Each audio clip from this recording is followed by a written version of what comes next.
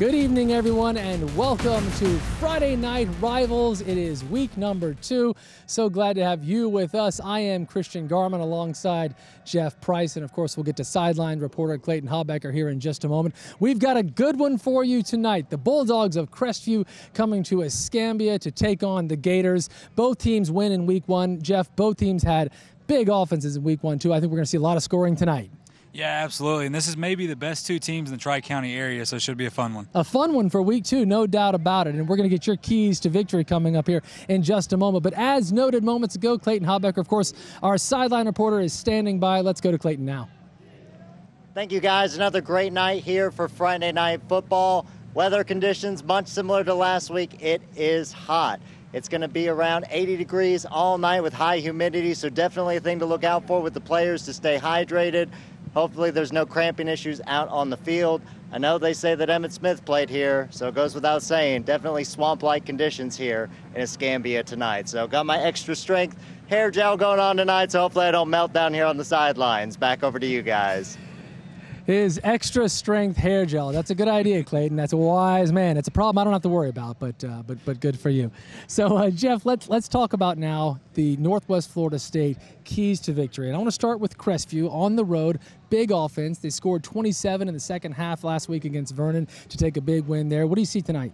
Yeah, but I'm going to go for the keys. I'm going to go defensive side of the ball here because you got to make some stops somehow. If there's a weakness in this Crestview team, it's the secondary. And guess what? Escambia's got A.V. Smith on the other side. They got to find a way to stop this trio of receivers. Okay, so that's going to be a big key for Crestview. How about for Escambia?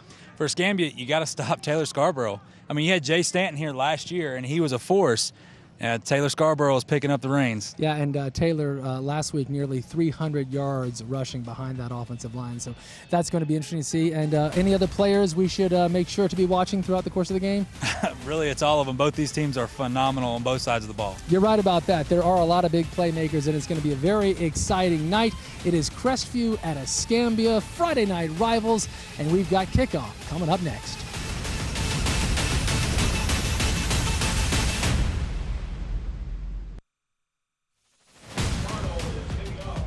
Good evening and welcome back. So good to have you with us here for Friday Night Rivals from Hill Kelly Dodge. The coin toss right now, this of course presented by the United States Marine Corps. We're to defer. The coin toss. They're right there. Crestview wins and defers. And sure enough, they kicked off, and we are live. Just moments ago was the kickoff. And that was Darius Wallace right there on the return for the Gators. Sorry we missed the kickoff there, but wanted you to see the coin toss, and so now we are ready for action. A nice little return there, and just like that, they're in business to get things going here. That's a 23-yard return. And Escambia will start this game with their own 43-yard line. A.V. Smith, the QB for Escambia. Boy, he's a good one. He is. 3-year starter. Yeah, he got it done last year. Almost 2,000 yards in the air and more than 600 on the ground. So we saw dual threats last week, and we may see him again here out of the shotgun formation to get things going. That's going to be JoJo Blackman, who is a big offensive threat. And you see it on the jet sweep right there, and that's a huge pickup on the first play. Yeah, and that's his go-to guy. JoJo Blackman is the man for this receiving corps. And that's saying something because these guys are loaded. We see the Bob Tyler Toyota instant replay. Just outrunning guys right there on a simple little, almost like a pitch jet sweep type thing. That's one of those that if he fumbles it, it becomes an incomplete pass because technically it was forward. So a really safe play we see a lot of teams go to nowadays. And here we go, 1st and 10 now in Crestview territory. Looks like some movement there. May have a chance to give you the starting lineups presented by Pete Moore while we see what the call is here. We'll try to get those up on the screen if we can. Certainly we will at some point. Again, this is from Pete Moore, starting lineup for Crestview on the offensive side. Of course, Chase Moulton is their quarterback. Escambia's A.V. Smith is the starting. And there you can see A.V., the starting quarterback, with Peasant, running back, and effective. JoJo Blackman did the kickoff return. They've already used him here on a big first down, and they'll be using him all night, folks. The starting lineup there, presented by Pete Moore. First and 15, so that was a penalty against Escambia, and it looks like they're going to throw right here, and he's got his man wide open. That's once again is JoJo Blackman. A nice pass from A.V. Smith to Blackman. It's another first down. Yeah, and you see right there why A.V. Smith is so good. He just surveys the field, sees the Bob Tyler Toyota instant replay, goes to his third read right there, which is Blackman, and just wide open. Blackman's a good-looking receiver right there, but A.V. Smith has that quick release that makes him so tough. And, hey, not to mention he threw for 3 touchdowns against West Florida last week. He also ran for 1, so he's a bit of a dual threat. No doubt about that. First and 10, here we go. Escambia moving the ball now on the 27-yard line, a high snap. He's able to control it with no problem whatsoever. That's Frank Pizan with another big run up the middle. Yeah, Pizan right there. I tell you what, and last year we got to see this young man, and I say man because he is a man on the field, and he's going to Tennessee to be a linebacker. But I tell you what, the way Tennessee's going, wouldn't be surprised to see him play a little running back. We see the Crestview defense right here with Robinson, Buggs, Coleman, Murray, Johns, Harrison, Estes, James, Holiday, Washington, and Patterson. Chris Johns, that's the guy right there that's going to have to get it done today for this Crestview team to have a chance. And there's Pizant once again, another big run. It looks like that's going to be another first down, this time first down and goal, all the way down to the 5-yard line. So Escambia really having no problems whatsoever here. Yeah, got a little laundry on the field right there, though. Oh, excuse me. Thank you. Okay, I missed that. Not going to be good for Escambia already. 2 penalties possibly right here. But you see Pizant right there. That's the way he runs. He runs like a linebacker carrying the football every time. And he is going to do it 20 to 30 times if he has to. Yeah. And when you say laundry, that means penalty? Is that cool? Oh, the flags. Okay, yeah, a little laundry. thank you for that. Okay, gotcha. With those flags. That makes more sense because yeah. I was looking for a dirty shirt, which would make little to no sense in this specific environment. So it's now 2nd down and 10. See, that's why I love you. All right. That's way more than enough. 2nd down and 10. Big penalty there cost him. They were looking at a 1st and goal here, and AV is going to throw it. He's got his man wide open, and that is a touchdown. That's JoJo Blackman, big touchdown. Yeah, there it is. Once again, like I said, that's A.V. Smith's go-to guy. Now, what Crestview goes to, looks like a single high safety over there, cover 2, I'm sorry. Safety drifts over, doesn't get over there in time, and if you leave Joe Blackman with just a second of time, I mean, look at that. Just a great pass. I mean, he's going to go up and get it. A.V. Smith knows it now. A.V. should have thrown that ball a little bit sooner, but, hey, you know what? It's a touchdown, and I couldn't have made that pass, so there we go. Yep, that's good stuff, and just like that, it is 6-0 in favor of Escambia here. Extra point now.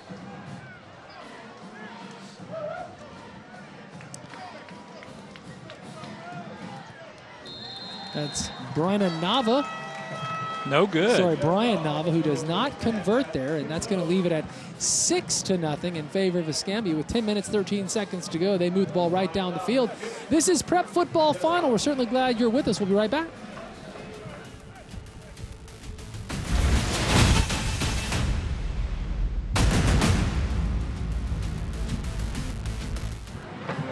We are back live. So good to have you with us. It's Friday Night Rivals presented by Hill Kelly. It is not Prep Football Final, but that terrific show with Dan Schugart and Steve Mason, of course, coming your way tonight on Channel 3, where you'll see highlights from this game and so many others up and down the Gulf Coast. So we're glad you're with us. It's 6-0 Escambia. They came out quickly and scored, and now Crestview's going to see if they can turn the tides after that quick start.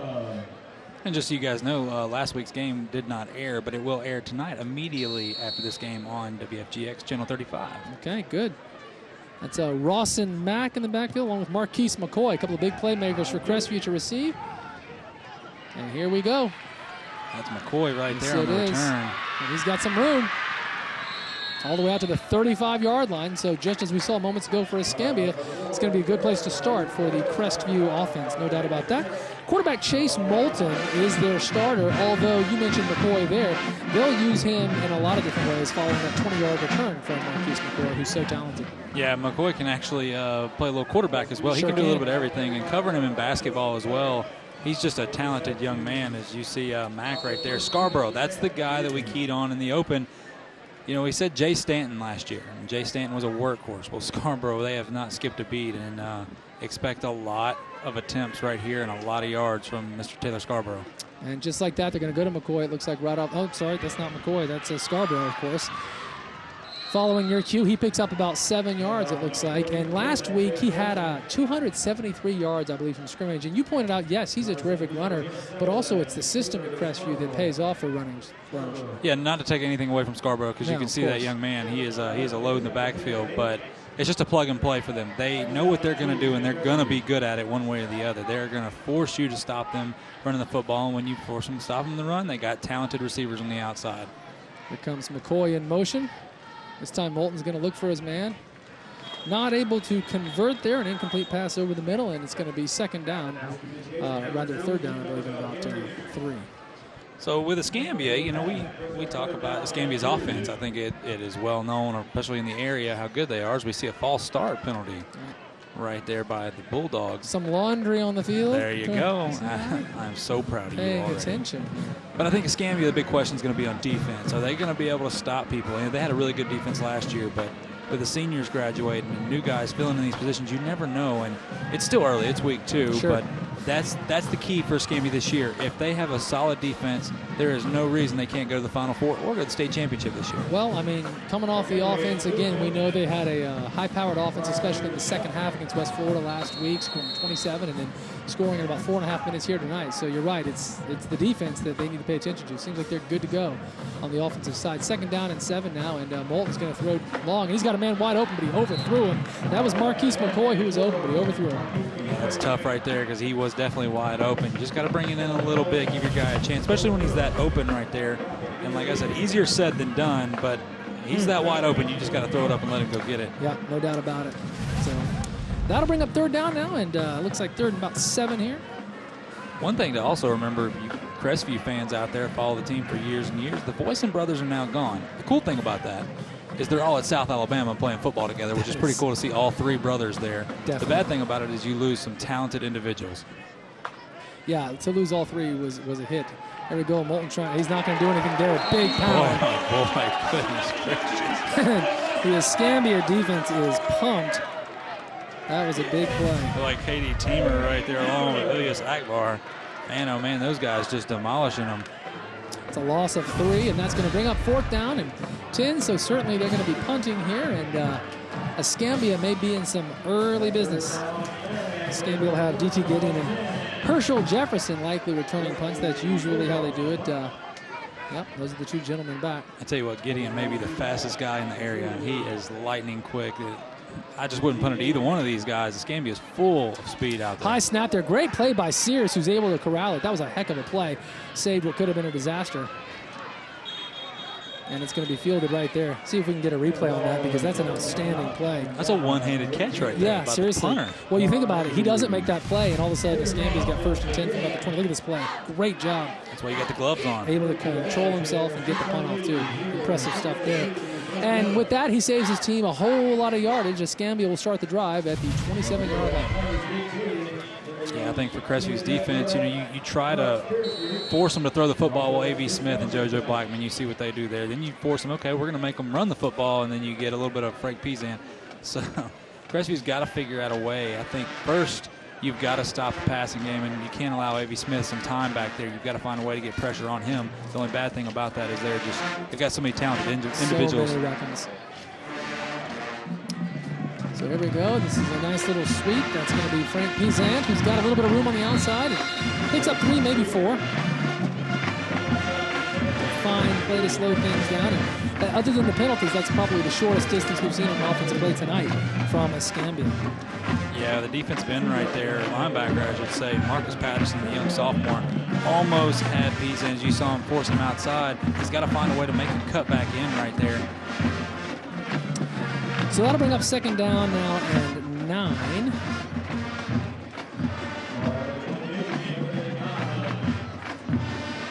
Eight minutes, 17 to go here, first period.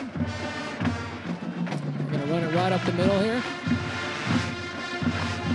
And it looks like he maybe picks up 3 or 4, but that will be about it, bringing up a 3rd down situation. You see Pizan right there, gets hit at the line of scrimmage, and that's just the tough running that you need. Gets hit at the line and still gains about 4 or 5 yards. That's the stuff right there that counts when it's all said and done. Yep, big play there. So instead of 3rd and 9, it's 3rd and looks like 5, maybe 6 now. The other thing, you look at these corners, they're about 8 to 10 yards off. That leaves the screen game wide open. Yeah, and Escambia's got 3 wide out here too. And that's AV. And he's going to make a play, and he's able to scramble for that first down. That's a fine play from A.V. Smith. We talked about it off the top. The guy can run more than 600 yards last year, and showing that off right there. That's just the leadership right there in him. He sees it. He knows it's not there. Boom. It looked like actually it was a design quarterback draw play, but regardless, he saw there was a wide open hole up the middle and took it. Yep. So the chains move, a gain of 9, and Escambia is in business here. He needed 9. That's exactly what he got.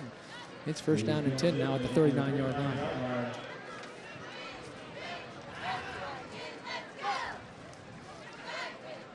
Going to run it right back up the middle here. And looks like Pizan's going to keep going. Boy, it's tough to bring him down. He's still on his feet. What a run. That's a pickup of about 7, but he worked for about 20 there.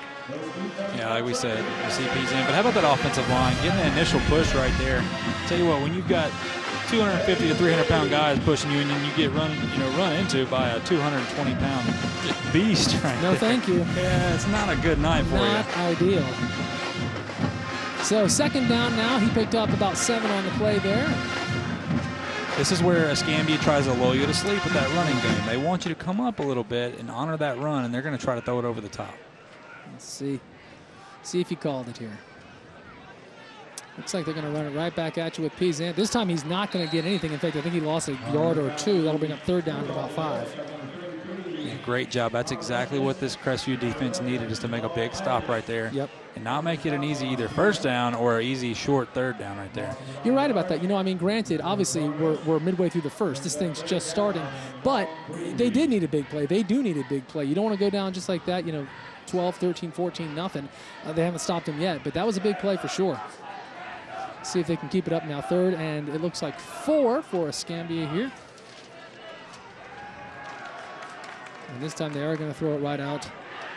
That's going to be Gideon, who's got the ball, trying to shake and bake, and he may have gotten just enough for that first down. Yeah, it's going to be a hold right there by JoJo Blackman. I believe number 7 is held on to him just a little bit too long. Okay, you see the Bob Tyler Toyota instant replay.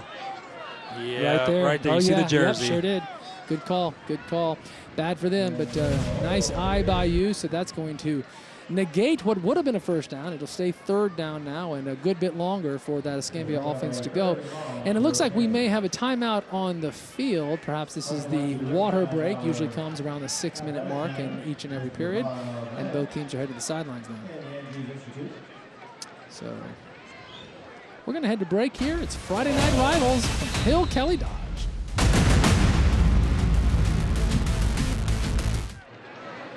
Friday Night Rivals, the Skyview drone, giving you that terrific perspective here in western Escambia County. Glad to have you with us. Escambia scored early, missed the extra point. That's why it's 6-0, not 7-0. And they just moments ago nearly converted to 3rd and 5, but a holding penalty put them back now 3rd and 12 to go with 5:42 remaining here in the first period.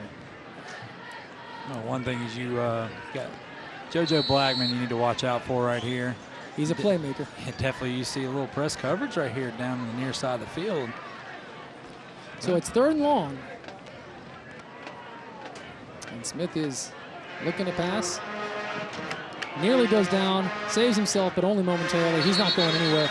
And Crestview gets the stop they needed there after a bit of a broken play, it looks like. Yeah, tremendous right there. That's exactly, like you said, what those guys needed. And it was a host of Bulldogs. Man, oh man, I mean, you can call the whole defense on that one. That's just what the doctor ordered for those guys, especially after that holding penalty. If you give up a big 3rd down like that, boy, it just takes the wind right out of your sails. And for Crestview, they've got to take advantage of it right here because, hey, Escambia is good at home. That's Dortch is going to be on the punt now for Escambia, and it looks like Trace Sears is ready to receive the punt back at about the 25-yard line. Terrific snap. Looks like Sears calls for the fair catch. He'll field it at the 22, and that is where Crestview will start their mission to score here after not doing much the first time they had the ball. They're going to try to turn that around here with Chase Moulton at quarterback. Moulton, by the way, really smart kid, a 4.2 grade point average, so really on top of things. And that's important, obviously you get your quarterback and you want a big finger, and he is that. Yeah, and he's going to be anywhere between 50 to 60% in his passes. He's not going to 80% guy. He's not going to wow you with that. He is a game manager, and he is a really good one at that. And hey, whenever you got a guy like Scarborough and an offensive line that Crestview has, that's all you need to be. Speaking of a guy you got, how about Clayton Haybacker, who's on the sidelines now? I hear Kona Ice is there. Clayton, I know that hits the spot. Hey guys, one of the main ways that the fans are staying cool tonight, like you said, is with these Kona Ices. They have hooked me up with their mystery flavor, so I'm going to take a bite here and see if I can try and identify this flavor for you guys. Hold on real quick. All right.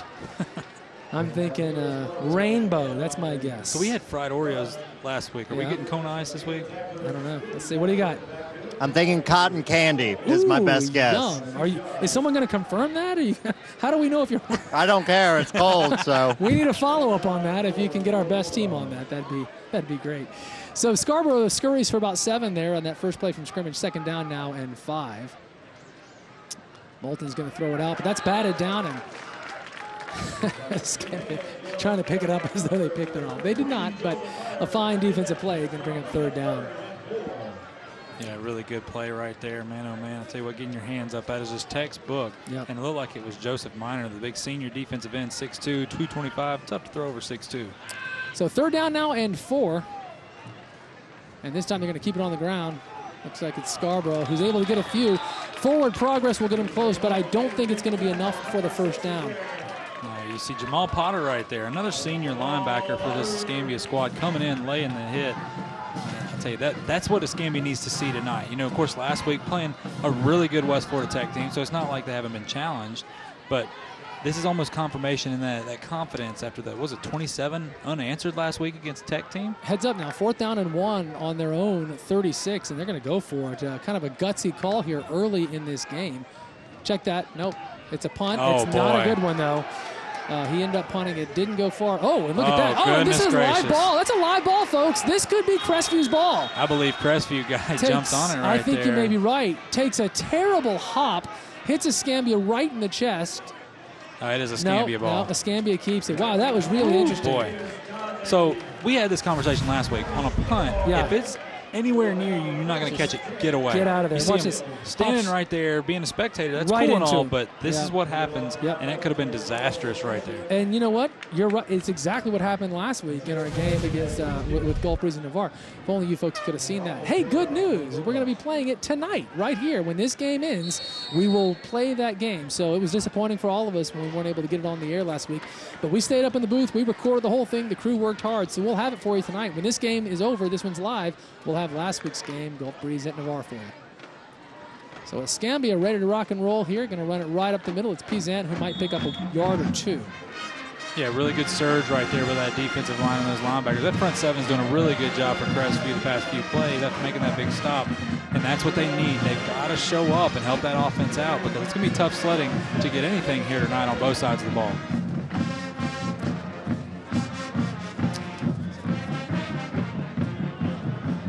Second down now, and every bit of 9, it looks like here, with 2:45 and ticking to go in period number 1.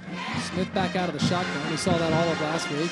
This time he is going to do a quick throw, and he's got his man, and he could be off to the races here. It looks like that's DT Gideon with a terrific play. The little play action makes for a nice pass.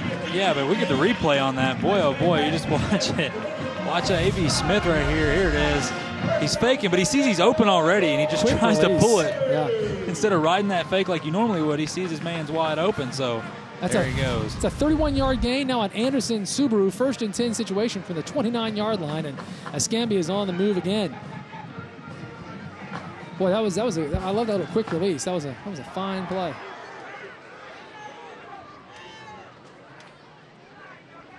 A high snap, and that's trouble.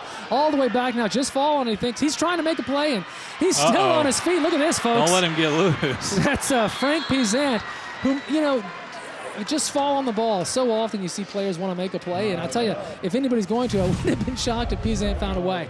Yeah, right there, but great pursuit on that defense because a lot of times when that happens, guys, there's always a few guys that kind of give up, and tell you what, if they would have give up right there, Pizant might still be running. Great job, and I tell you what, but you're right. Pizant, you got to jump on the ball, live to fight another day. Hey, it's only 2nd down, and you guys are very explosive. And that's a loss of 22, which means that this is now 2nd and 32, and it's all the way back now on their own side of the 50-yard line at the 47. So pretty significant play there. We've actually seen 3 different plays where the snap was a problem. Of course, that terrific play from Spears earlier for Crestview when they were trying to punt. And now they're going to throw, no doubt about that. And Smith is looking. He's in some trouble. He's going down. That's another fumble. A fine defensive play there. Hot pursuit. It's number 11 from Crestview. Yeah, that's Jamal Isaacs. Isaacs. Yeah, just Isaacs. all open. We may have injured player here on the field. Yeah, it looks like number 7, JoJo Blackman. No, I'm sorry. That's a lineman right there. I just saw the 7. Yeah, maybe 77. It's hard to see. There we go. Yeah, Davis Gale right there, the senior right guard. Boy, I tell you what, when you have a senior on the offensive line, you can't afford to lose those guys because they are just so valuable. No doubt about it. So with 55 to go here, we do have the injured man. Looks like he's going to be all right. Yeah.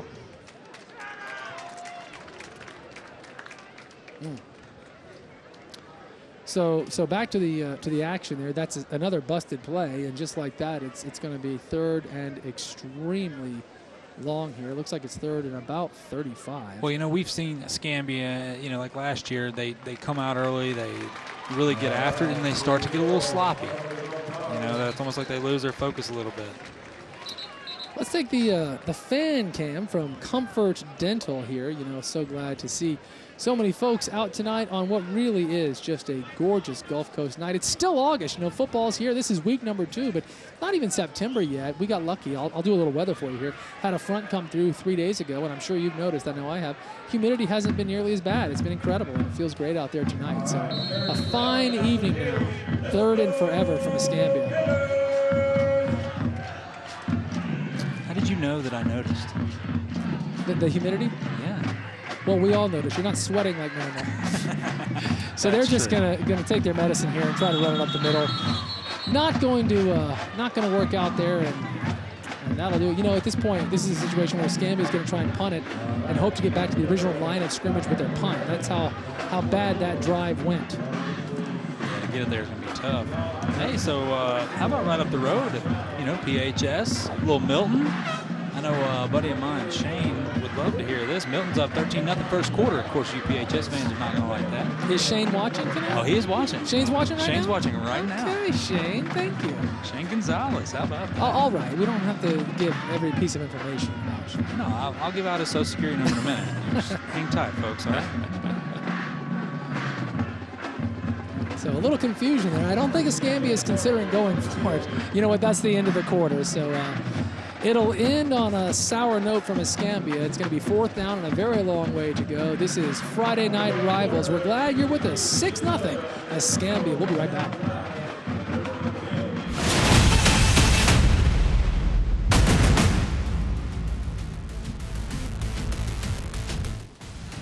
It's Friday Night Rivals. Glad you are with us. Quarter number 2 about to begin.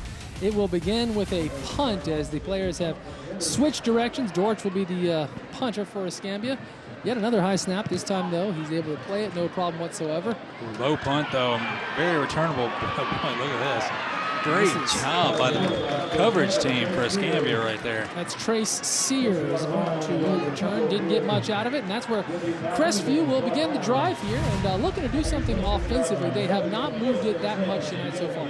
No, they haven't. They need to come out and establish something here after having a couple big stops on defense. That offense needs to ride that clock a little bit and try to find a way to tire out this Escambia defense. But I tell you what, you can already see it's going to be tough sledding to throw the football tonight.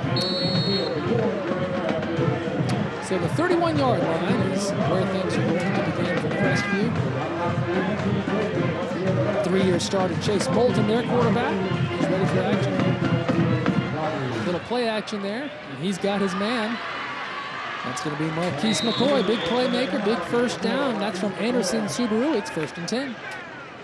Yeah, I hear Subaru has a Subaru for you. Is that right? I think so. I didn't know that. Although that does make sense. 12-yard gain there from Mr. McCoy. Well, our sponsors love when we talk about it. I think they do. That's kind of the point. You were on top A little of things showbiz tonight. tip for you there. Showbiz.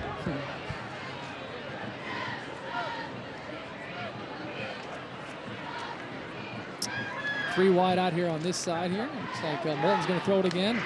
a fine defensive play there. It looked like it got broken up just before the receiver was able to catch it. Yeah, Sears right there was the intended receiver, but you see Scarborough trying to run a fake and just trying to find a way to hit the middle of that defense because Escambia's front seven is playing so close to the line of scrimmage. Just try to stop Mr. Taylor Scarborough. Not an easy thing to do. No, that's why I'm glad we're up in the booth. It's a tall order, Nordberg. There we go. This is going to be McCoy who catches it. He's on the run, and he is such a playmaker. That is going to be very close. I think he may have it, or he may. I'm telling you, that's really close. They may have to measure it. Yeah, it looks like they're going to signal first down right there, telling the chains to go ahead and go. Anderson Subaru, 1st and 10, now out at the 46, 47-yard line. And Crestview on the move just a little bit here. Scarborough, lone back. It looks like Escambia had took a timeout, maybe? They had a young man coming on the field kind of nonchalantly and needed to hurry up and almost caught a penalty for it right there. So a little confusion there leads to Escambia having to burn a timeout with just under 11 minutes to go here in the second quarter. It is 6-0 Escambia. They missed the extra point. Had a very impressive drive to start the game. Took it down the field quickly in about 4 plays, but did not convert on the PAT. With that in mind, it is 6-0 now. It's 1st and 10 for Crestview. Still on their side of the field. There's the band right there for Crestview on the smile cam. A few smiles, but probably not happy about that score right now. Not just yet, but I don't know. The bandmates always seem to be having a good time. So the good folks from Comfort Dental giving us that smile cam. And certainly we're glad to be in partnership with them now. 1st down and 10.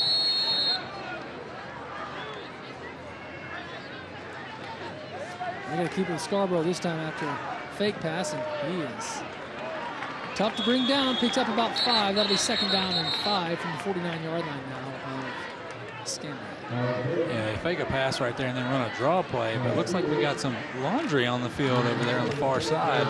Let's see what this is all about. You've got the keen eye for it. I never spotted, so thank you. There was a time when I was quite the eagle eye. That is trying to use them before they go away. Changed dramatically. So what do we got here? McCoy's got his helmet off over there, and I'm not sure if it looks like the trainer's walking him off. I don't know if he feels too high right now. Yeah, well, that's a huge loss right now for Crestview especially. It's like a personal foul too. So that's going to be a big penalty. After a gain of about 5, they're coming back. They had just by 1 yard edged over to the Escambia side of the field, but nothing doing as that comes back 15 now. They'll be back at 38. See McCoy right there, but Coach Hatton trying to reason with the referee over there. Whatever, I'm not sure what exactly happened, but McCoy had his helmet, and I'm not sure if it was ripped off or he took it off and he was mad or what's going on. I don't know. We hope he's all right. Yeah. Nonetheless, they got to play on. There's Coach Hatton right there.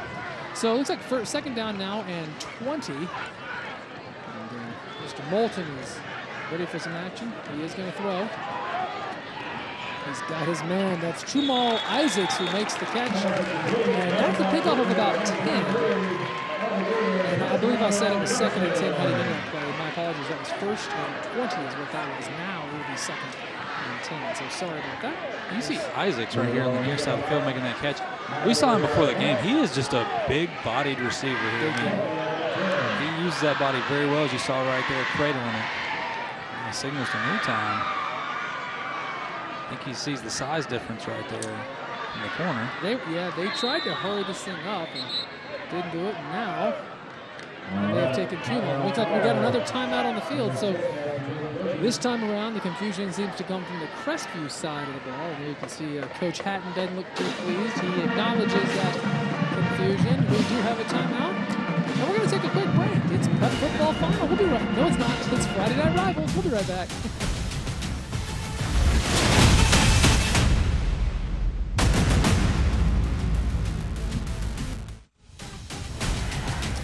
We're back. Glad to have you with us here, folks. It is Friday Night Rivals. 2nd down now and 10 as Crestview trying to move the ball here. They had a big penalty moments ago, set them back significantly. But a 10-yard gain has put them back in business now. 2nd down and 10. Chase Moulton very well. Looks like he may keep this one by himself. He will, and he's going to pick up 4 or 5, still bringing up a 3rd down. Yeah, look like he may have thought about going to McCoy right there. But McCoy gets out and has a block for him. Moulton, very smart slides right there. As you know, that defense is waiting to get a hold of him. So 9:25 to play here in the first half. It's 6-0. You know, you and I, Jeff, talked off the top about the potential for a high-scoring game, and so far that's not what we're seeing. Yeah, I tell you what, this is exciting, though. Both these great. defenses, I mean, just really going at it. And some people don't like that, but it's good to see it, especially with all the spread offenses and everything run nowadays. No doubt. So third down now. They're going to hand it right back off to Scarborough. He is a tough cat to take down. He's still on his feet. You know, forward progress is going to get him really, really close. Like I'm talking within an inch or two. He may have gotten that first down. Yeah, and you see on a 3rd and 5, that's how much confidence they have in the young man right there. Yeah. To give it to him and understanding they got to get on the board here soon. They can't allow Escambia to keep getting the football back. And it looks like it's going to be 4th and they're going to first down. They're going to go ahead and give him the first. It's Anderson Subaru. Very pleased about that. First down and 10 now. So listen, that's a big conversion. You know, they had 1st and 20, but they're able to convert, moving it now down to the 44-yard line. Yeah, McCoy right there. You see the stack on the near side of the field. McCoy signaling. See the hand signal right there to Moulton. Good to see McCoy back in the game. You know, we saw him go out a couple of plays ago, but he appears to be fine. And look at this, another big play. That's Scarborough. It's so tough to. He's big. He's also so quick. He just runs right at you, but that doesn't make it any easier. Yeah, he doesn't care if anybody's in the hole. He's going to make the hole, and man, he just is like a freight train down there. You know what? I actually think he prefers someone being as well. Yeah. I think he appreciates it. So a quick offense here, but whistles blow, laundry on the field. That means a penalty. Flag down. So 2nd and 4, and we're going to wait and see what the penalty is. Crestview is trying to hurry things up there. Yeah, may have gone too fast right there, and guys may have not been set. Yeah. Now it looks like this may be against Escambia. I tell you what, that's perfect right there for Crestview. That's what they need. Make it easy on them. Go ahead and move the chains. Yep. And the other thing is Crestview's eating a little bit of clock right here. 8 minutes precisely remaining here in the second quarter. It's 6-0 Escambia, but Crestview's in business now. 1st and 10 down to the 32-yard line.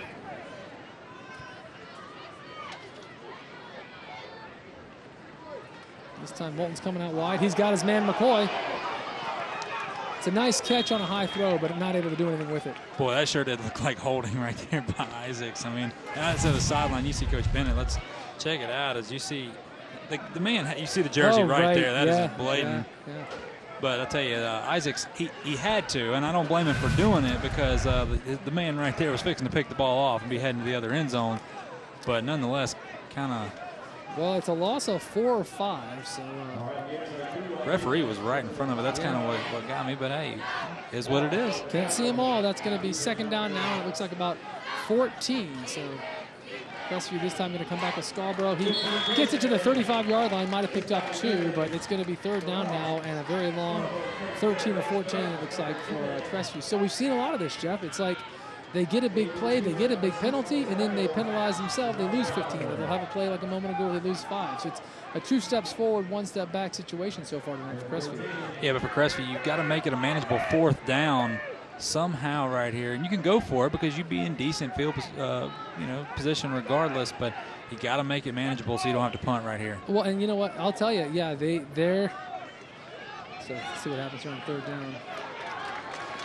So that's out to Jamal Isaacs again, and picked up a few, but it's certainly going to be 4th down and long. You know, I talked to Coach Hatton earlier this week, and I asked him about his field goal kicker's range, and he said, you know what, honestly, he said, we're not going to kick a lot of field goals. He said, it's very important that we convert those PATs, but field goals, he almost made it sound like he'd rather go for it on 4th down every time. It was interesting.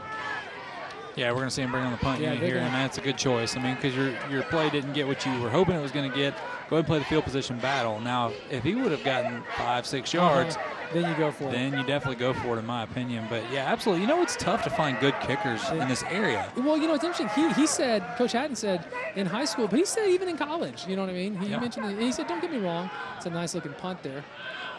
This is terrific coverage, too, from Crestview. Let it roll. Nice job all the way right down there. To the 5. So, as you said, playing the field position battle and played it pretty handily there. That's well done from Crestview. So that's where Escambia is going to take over at their own 5-yard line with 6 minutes here to go in the second quarter. I've got some scores for you for let's hear some games around the area. How about Niceville up 13-0 on Choctaw? Choctaw, huge win over Pace last week. Pine Forest 7, Tate 0 in the second quarter. Navarre 7-0 over Pace. Northview 6-2 over 6-2. They play in baseball? Yeah, that's what it sounds like. How about this? Boy, remember Shane. Yeah, Shane's going to like this one. 22-0 Milton over Pensacola right now. Boy, oh boy. Wow. Better hope Pensacola figures it out. Your boys, Pensacola 6, Gulf Breeze 7 in the second quarter. Catholic and Gulf Breeze. Looks like we've got the water break on the field, so I think we're going to throw it to break ourselves. It's Friday Night Rivals. We're glad you're with us on a very good game at Escambia High.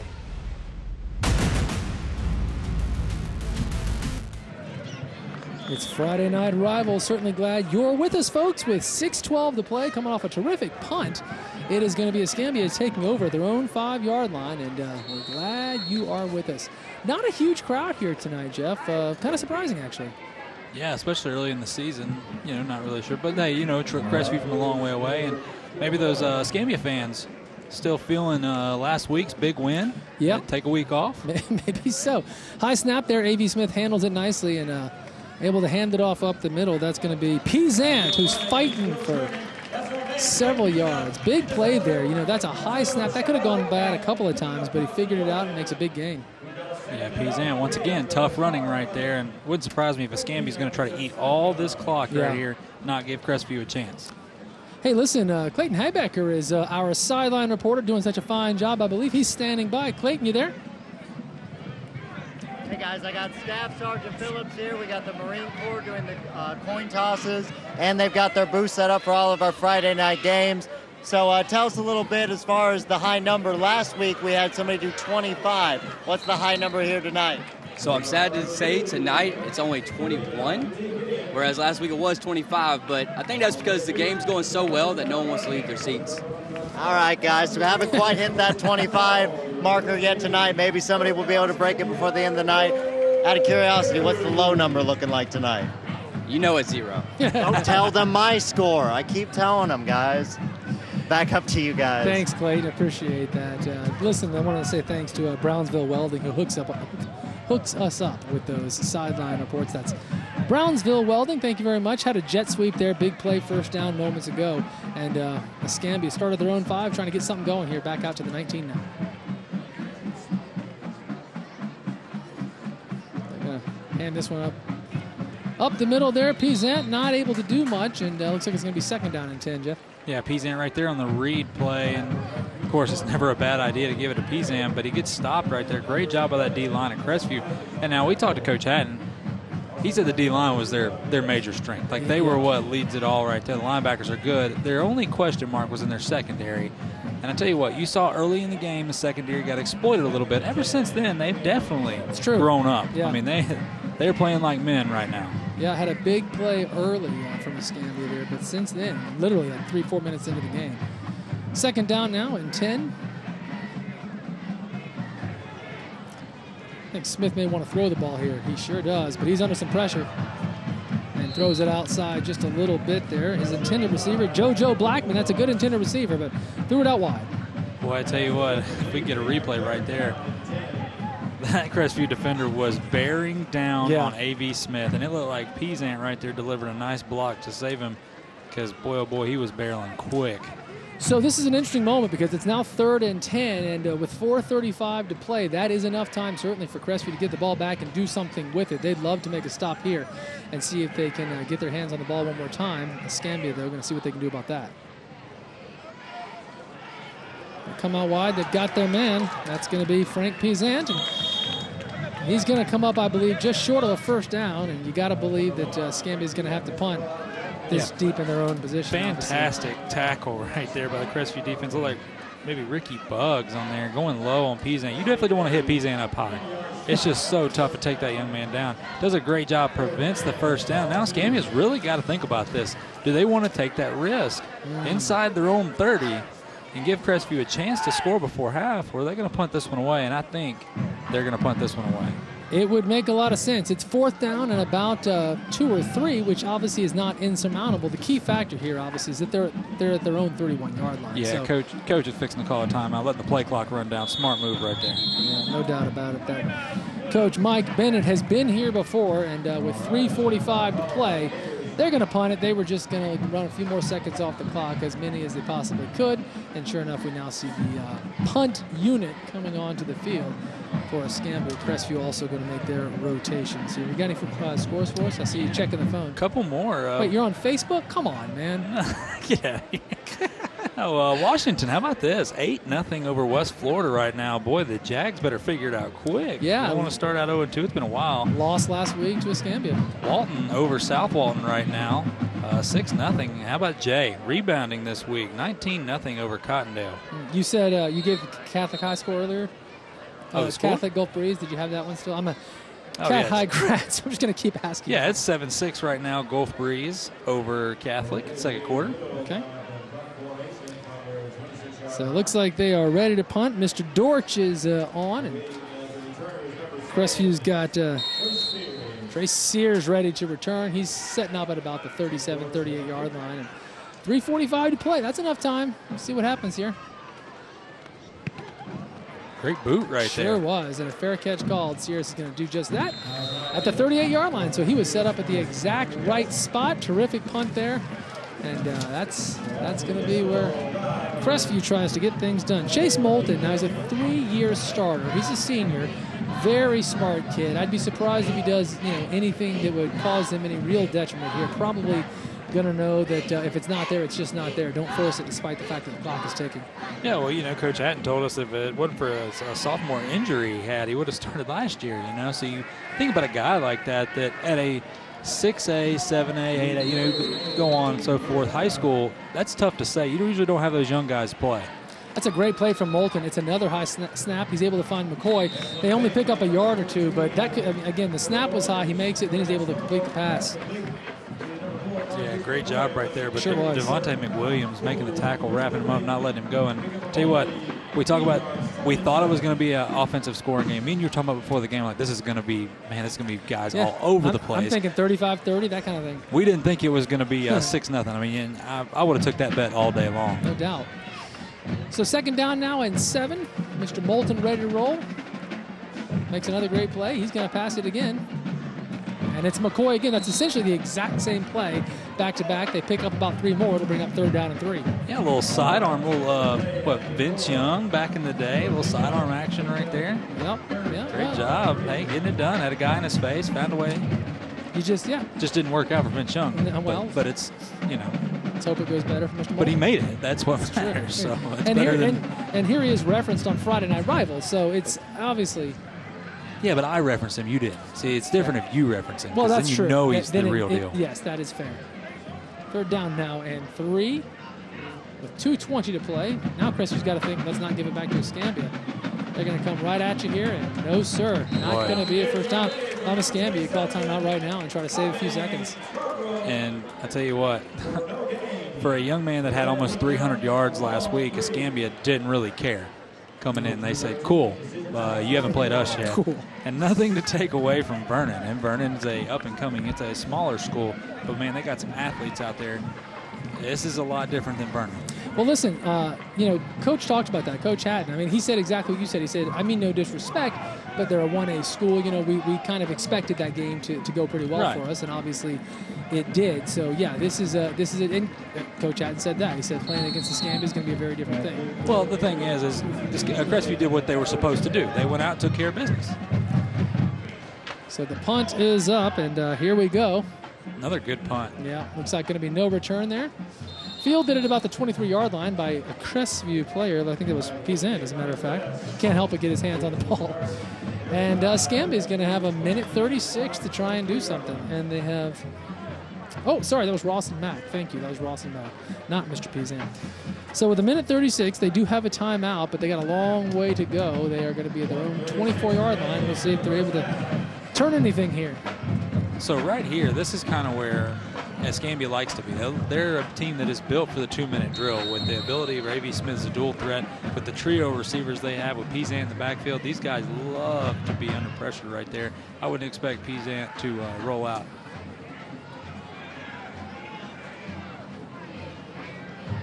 He's wanting to throw it. He's going to keep it. He's got some room to run, too. big run there all the way up to the 39-yard line. That's A.V. Smith keeping it himself. I don't think that was the intent, but that's how it worked out. He took what he got, and he made a nice play there. Big pickup. Yeah, you see the Bob Tyler Toyota instant replay. Just smart right there. It's not there. Don't force it. Just run and get what you can. And, hey, it's a first down. But Escambia's only got one timeout, so they can't just hang around too long. Got to get that ball moving. 16-yard pickup now. Anderson Subaru brings us the 1st and 10 from the 39-yard line, and Smith is ready to go. And he wants to go big. And he's got a man, too. Oh, he just overthrows him. Like JoJo Blackman right there. Sure was. And that's not a bad target. But you see Crestview making the adjustments as the first time. It looked like almost triple coverage with a safety coming over the top. Great job by that Crestview defense, just adjusting right there. And I'll tell you what, he still had a couple steps. That's the thing. But nonetheless, it's a incomplete pass. You got to give it to Escambia, though, taking the possession deep in their own territory with under 2 to go. And like you said, they're built for this. And they're not throwing in the towel. They're trying to do something with it here with the final 1:07 to go. Well, you know, when you're trying to make it, you have teams that are trying to make it, you run the football, run the clock out. When you're trying to be dominant and you want to go to that next level, this is what you get right here. That's what Escambia is trying to be. So 2nd down now. Smith is, he's going to drop the ball. Ball is knocked out of his hand, and that's a fumble recovery from Crestview. That's a big turnover. And Stephon Brown, how about the recovery right there? Knocked the ball out of Smith's hand, and Stephon Brown, the right man in the right spot. 59.8 seconds, so almost exactly a minute to go. Look at that. Saw the ball on the floor and said, nope, that's mine. Great job, man. That is huge for this Crestview defense. Talk about a momentum swing before halftime. You've got that. You've also now got an opportunity for Crestview to do something. I mean, it's only a minute. Chase Moulton, though, has got a pretty big arm, and he's got a couple of men out wide here. He's got wide receivers up and down the field. 5 of them, it looks like, as a matter of fact. Scarborough down here on the near side of the field. They're going to go the other way with it.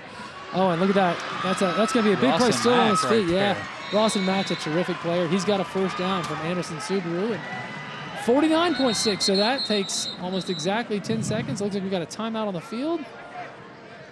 Oh, we got an injured player right there, Escambia player. Yeah. Looks like he leans up right there, so he might be all right. Might have had the wind knocked out of him. Yeah. Sure hope he's okay. That's Ilyas Akbar, who is a starter for Escambia.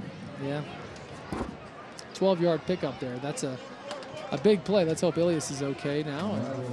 Yeah, it looks like a cramp right there, and Jack in the truck called it. How about that? Once again. Well, listen, just because Jack said that doesn't mean that's necessarily right. So Christian Garmin is just a little jealous here tonight, folks. It's fair. No, but how about this? So you see Isaacs. We talk about Isaacs, big body receiver right there. Then you got McCoy. Then you got Ross and Mack, man. Those guys, I think Ross and Mack and McCoy are pretty similar in their versatility. And then you got the big guy. Crestview, they can find a way to throw the football a little bit. They've got some potent weapons out there as well. Well, you know, and that goes back to what we talked about before we started tonight and during our opening coverage there. Because of that, both sides have big playmakers, and that sort of leads into why we thought this was going to be a high-scoring affair. And, of course, there's still a half to go, but it's been anything but so far. 1 touchdown and no converted extra point even on that. Yeah, for sure. And you think of your Crestview right here, you've got to find a way to get some kind of points, whether it's a field goal or not. 49.6 to play. It's a 1st and 10. You know, the Bulldogs would love to find a way to get on the board. Remember what I said from Coach Hatton? It's doubtful they're going to be kicking a field goal. You know, he acknowledged that is definitely not a strong suit for the school.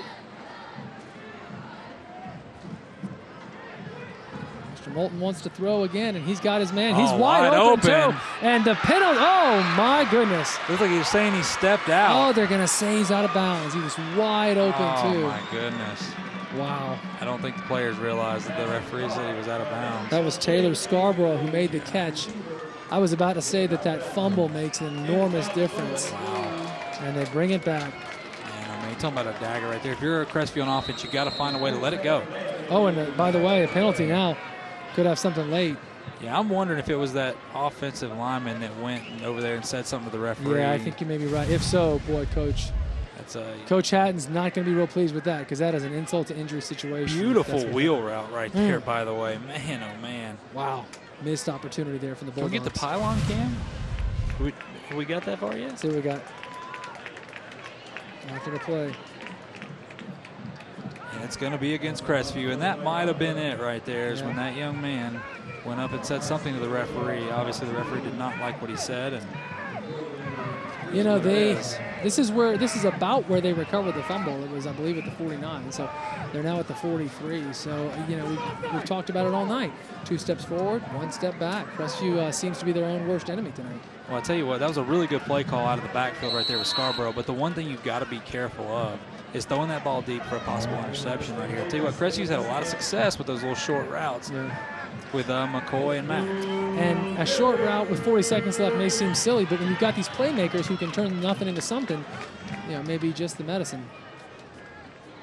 Definitely a short route. Right there, look like a little bubble. Yep, that's going to be Trace Sears, who's able to do something with it. Picks up about 6 or 7, but with 32 seconds left, that's still a long way to go. So not a bad play call. As you know that the secondary is going to be bailing right here to play a little bit of like a prevent defense. So Sears runs a tunnel route. I said bubble. I apologize for that. Runs a little tunnel route right there and didn't get the pickup they were hoping, but it's a safe play. And if you're Crestview, this is where you almost just, you don't want to force the issue too much and get a big costly interception. I got a text from Shugart. He was so disappointed. Yeah, I know. That you said. I saw that text. He was pretty upset. He immediately, it's amazing how fast. Did he just say tunnel? So, folks, I don't know who's going to be up here next week. It might just be Christian Garman. How about this? Oh, by the way, a huge penalty turns the tide yet again with 32 seconds. So Crestview gets almost all of that yardage back. It's now a very manageable 2nd and 5. And they're down to the 26-yard line. Moulton once again wants to throw. Underthrows his man. Yeah, had Scarborough right there on a little, looks like a quick slant, and he had him too. He just had to get the ball up, but may have been a miscommunication between Moulton right there and Scarborough, as he may have was supposed to cut that a little bit shorter. One thing you're taught, though, when you see this quick slant, you wonder, oh, he should have cut it shorter, is, well, it's also a read play. If the defender's right there in front of you, go behind him, or if you can cut in front of him, do it. But that's what you get when a quarterback and a receiver are on the same page. All right, 3rd down and 5 now, 28 seconds remaining. Moulton once again going to throw one of those short routes. Once again, he's got Scarborough, who has some room. He's still on his feet and all the way down now to the 5-yard line. Boy, this is getting really interesting. With 18 seconds left, it's going to be 1st down and goal, and it's the Synovus red zone for the Crestview Bulldogs. Yeah, and with Crestview having those 2 timeouts, boy, they are clutch right now as we see the Bob Tyler Toyota instant replay. Just a simple screenplay. They've run it 3 or 4 times tonight. That right there, when Scarborough puts his foot in the ground, the speed and explosiveness he has to get away. He had 2 Escambia defenders that were right there on his heels, found a way to pull away from him. Well, now this, oh, man. Boy, oh, boy, just a... Boy, every time we're talking about what a big play, you know, you look up and the refs are walking them back. There's another penalty, and forget that Synovus red zone 1st and goal situation. Looks like they're back out of the red zone. This is a big penalty all the way back to the 34-yard line. Yeah, no, man, and that's huge because Crestview was fixing, it looked like they were fixing to put it in the end zone. It's 1st and goal from the 5. But it's been back and forth. Both these teams have been heavily penalized lately, and that's just kind of shot them both in the foot. All right, so with third down now and about 11 and 18 seconds left, you know, what do? You just throw to the end zone twice? Well, I don't know if you do that. I think you still try to look. They got a big play off of a simple screen. Yeah. So maybe go back to that. Maybe fake the screen right there, throw deep, and just try to see what you can get. But the biggest thing is, if it ain't there, I'm like, just forget it. Just throw it. Because I can tell you one thing is this Escambia secondary will return one. They are itching to get one, especially in a passing situation. That's when it's the toughest to throw. But Moulton's done a really good job tonight. You know, you and I need to make a rule that every time we are praising a team for a huge play, let's give ourselves a 10 count because there'll be a penalty. Right. It's coming back. Right, absolutely. Yeah. I love seeing, see if we can get a shot of this, I always love seeing the bands getting ready when it's almost halftime. At both ends of the end zones now, we've got the bands ready to go, and it's always fun. That's just the coolest part of these high school football games is hearing these bands, not only at halftime, but throughout the game. It's so much fun and adds so much atmosphere. See the Comfort Dental smile came right there. A little shot of the bands. Why not, man? You know they're hot. You know they're working hard. Those uniforms are heavy. Yeah, but still, it's just great. So those uniforms fun. were built for the Northern. Yeah, exactly. All right, here we go. 3rd down now. Mr. Moulton. He is, in fact, going to throw it over the middle, and he's got a big play. That's going to get him something.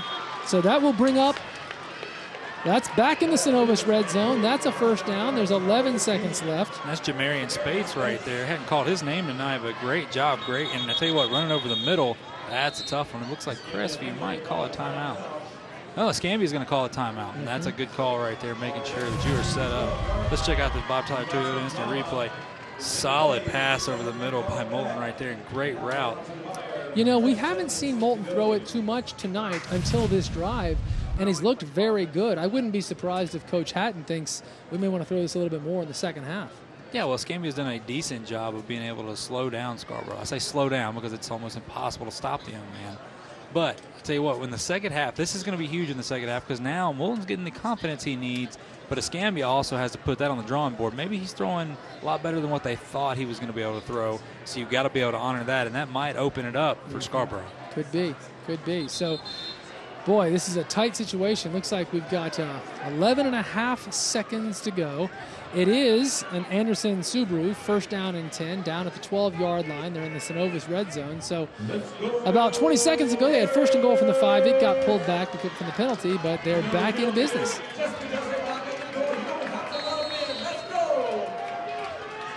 PA guy here getting people pumped.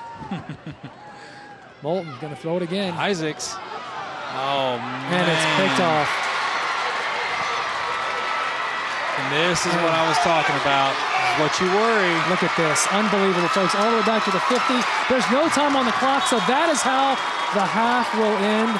There are flags all over. This may be pass interference on the defense, and it could negate everything. In fact, they'd get another shot if that's the case. I don't want to jump the gun here. We'll wait and see. But it's exactly what you said is the danger of the interception. So Moulton, we just talked, we praised him, and he's done phenomenal.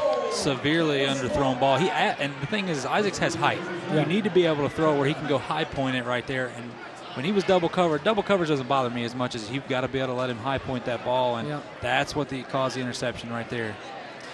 So the officials are talking it over. We're going to see what they decide. There's officially no time left on the clock because of that very big return. Remember, before the play, there was only 11 and a half seconds. And all of that was chewed up on the big return, but we're going to see if this is a defensive penalty. I think Crestview gets another shot. Yeah, this looks like a defensive penalty. As you see, Coach Bennett's got his defense on the field, so the refs must have told him something of what they think it is, because that whole defensive squad's out there. Interesting to see what the call is, though, because I think that it possibly could have been pass interference because you get those calls when it's underthrown.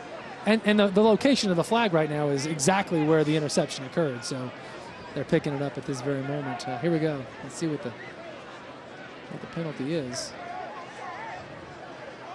We are just as eager as y'all are, I promise. This half has really been interesting. It's had everything. Here we go. So that's a sideline. Looks like against Crestview. And that is how the half will end. That's it. The Crestview players are standing in the middle of the field thinking, what just happened? But the penalty ended up being on Crestview, and of course an offensive penalty, certainly no problem ending a half or a game on an offensive penalty, which is what happens here. It's the half. It is Escambia 6, Crestview nothing on a very exciting but low-scoring first half. And I tell you, it was interesting, Jeff. You know, it seemed like so many opportunities for both sides, and yet we have very little scoring here. I mean, back and forth right there. This is just, I don't know, it's weird what's going on. And yeah, there still seems to be some confusion. There's something. Yeah. So they're marching it off. Are they giving Escambia the ball? I don't know. You know, it's frustrating not to hear these refs. They tell you what they're doing, and you know they're not wearing mics like they are in the NFL or in college, and you don't know exactly what they're saying sometimes. I would say extreme confusion on the field, and quite frankly in the booth. Yeah, we are right along with you, I promise.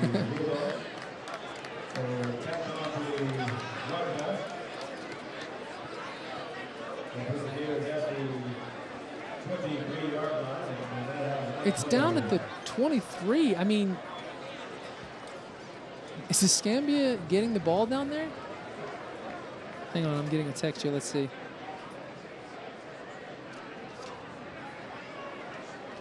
Oh, okay. So, good friend Brenda Penna, the wonderful Brenda Penna. The ref said one untimed down, so that's what they're going to get.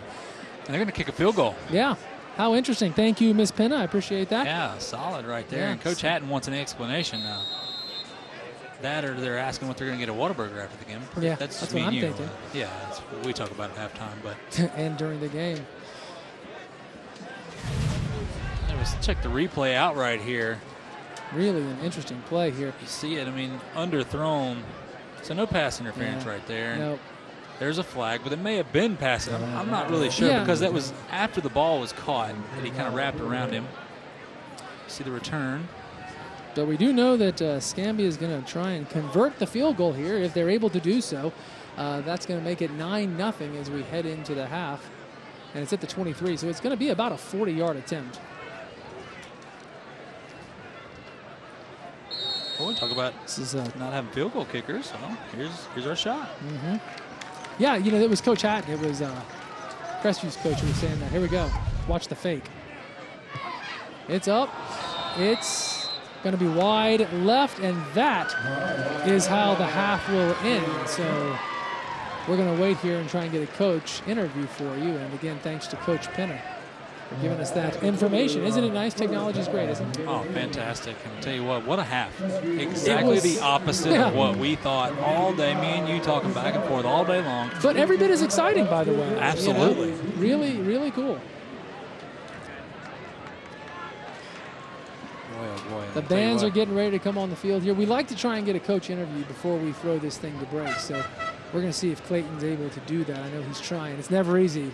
Yeah, Bennett's walking down to Clayton right now. But tell you what, Bennett's, I know he's got to be disappointed a little bit. Happy with the way you guys played on defense, but offensively, I'm sure they wanted a lot more. Let me tell you, and I spoke to him a couple of nights ago, and he said that. He said last week he only rushed for about 40 yards, and he was really disappointed with that. And I know he's expecting big things from his offense.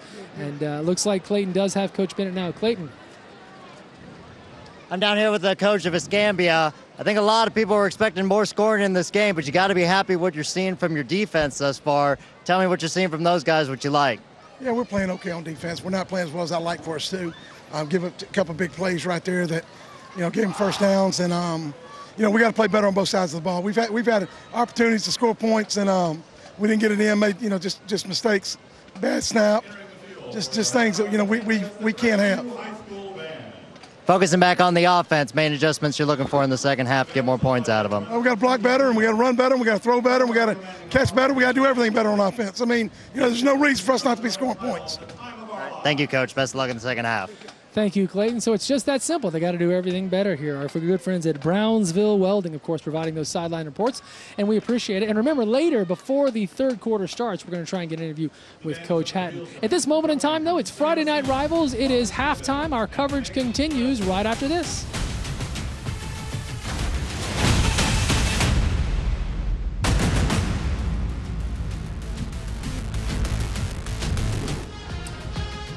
We are live and back. It is Crestview and Escambia halftime, 6-0 in favor of Escambia. Thank you so much for joining us. Andy Citron bringing us the halftime report. The main thing we do here every single week, of course, is bring you these great high school football games. But a close second to the action on the field is Levin Law Firm's A-plus athlete. We're so happy to do this every single week and shine a light on a very bright young man who's got a terrific future.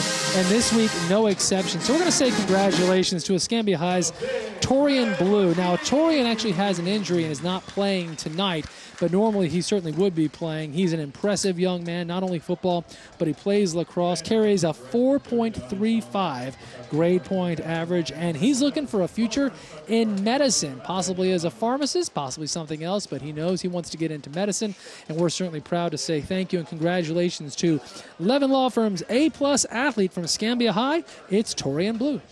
I want to thank my coaches and my family and Levin Papantonian for giving me his word. My family pushed me so much, and my coaches pushed me. I just love the support and effort they gave me, and I thank you. I'm attorney Rachel Gilmer with Levin Papantonio. At Levin Papantonio, we understand the value of education and teamwork that is gained through high school sports. That's why we're a proud supporter of student athletes everywhere.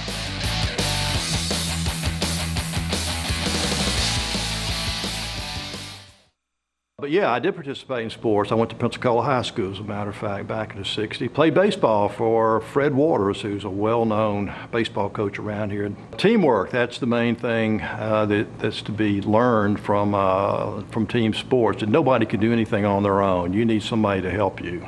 And that's a great lesson to learn for anybody in life.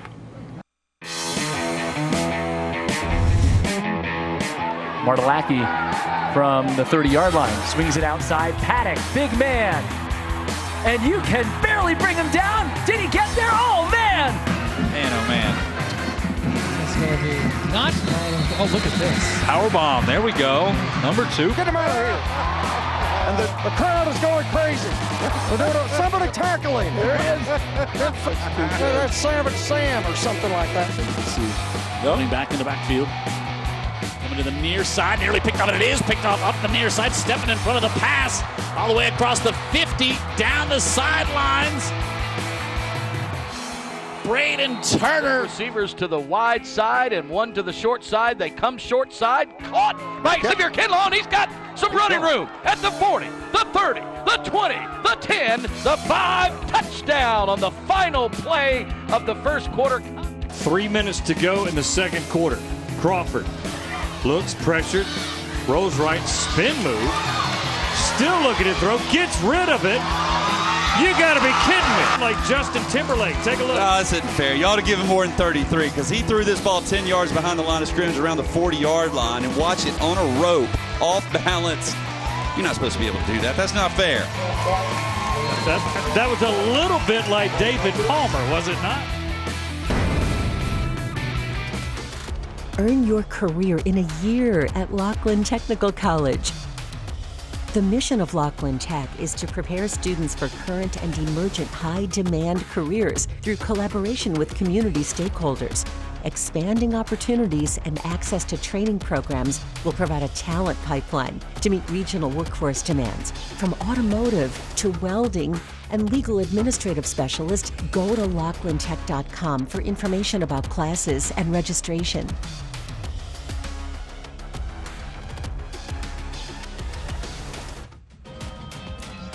Well, good evening, everyone, and welcome back. It's Friday Night Rivals. We're certainly glad you're with us here. About 5 minutes remaining here in the half. Clayton Habecker doing the sideline work for us tonight, even during the half, and let's go to him now. Hey, Clayton. Hey, guys, I got Mr. Murphy here, the principal at Escambia High School. Got an exciting game going on here tonight, but tell us a little bit about your school and what makes you proud of it. Well, we got great kids, and we serve a great community. Got a lot of pride, and we're just excited to start the football season off with a great football team and school in Crestview here at home. What's your best kept secret here? Well, we just won the Fred Rozelle Sportsmanship Award for Class 7A for the second time in 3 years, and that speaks volumes of our coaches and our student athletes, I think. We're the first school in Escambia County that's won it, and we've won it twice in the last 3 years, so we're real proud of that. Awesome. Congratulations. Well, thank you, Principal Murphy, and thank you for being such great hosts here on Friday Night Rivals. Back up to you guys. Thank you to Principal Murphy, and he should be proud of that, and certainly thank you to Clayton as well. Remember, Brownsville Welding handling the sideline report for us, and we appreciate that very much. So Jeff, we've said it all night long. It was a situation where it seemed like a team, especially Crestview, would be on the move, and they kept having to back up because of penalties. And because of that, man, the offense in the first half, not much. Look at that. Crestview's total offense, under 100 yards. Yeah, not at all. We thought Scarborough would have way more than that already. All by himself. But yeah. That is a testament to Escambia's defense. And on the other side, Escambia scores first drive. Looks like they're going to come out and just try to rout them. Yeah. And then Crestview's defense stands tall. So, hey, both these teams' defenses are growing up quick. Now, that's a good point. You can see that Escambia had 139 yards. And you're right, 4.5 minutes into the game, Escambia marched down quick, took that lead, and you did get the feeling that it was going to be just what we talked about. And that was it. In fact, they didn't even convert that extra point. So that's why we stand at 6-0 rather than the more typical 7-0. You can see both teams were heavily penalized, 4 for Crestview and 5 for Escambia. And I would say right now, penalties are the story of the game more than anything else. Yeah, we would probably have double the yardage right there if it wasn't for all the penalties. But, hey, that goes for both sides right there. We've had big plays on both sides to get called back. But, hey, Yeah, I'm excited to see what's going to happen in the second half. 6-0 ball game. I'm with you. I certainly don't mind the low-scoring affair. It's been a lot of fun. In fact, there's just under 3 minutes to go, it looks like, before we get things going again for the third period. So with that in mind, we are going to take another break here. It's Friday Night Rivals. When we come back, we hope to hear from Coach Hatton of Crestview, and, of course, we're going to watch that kickoff and get things rolling for the second half.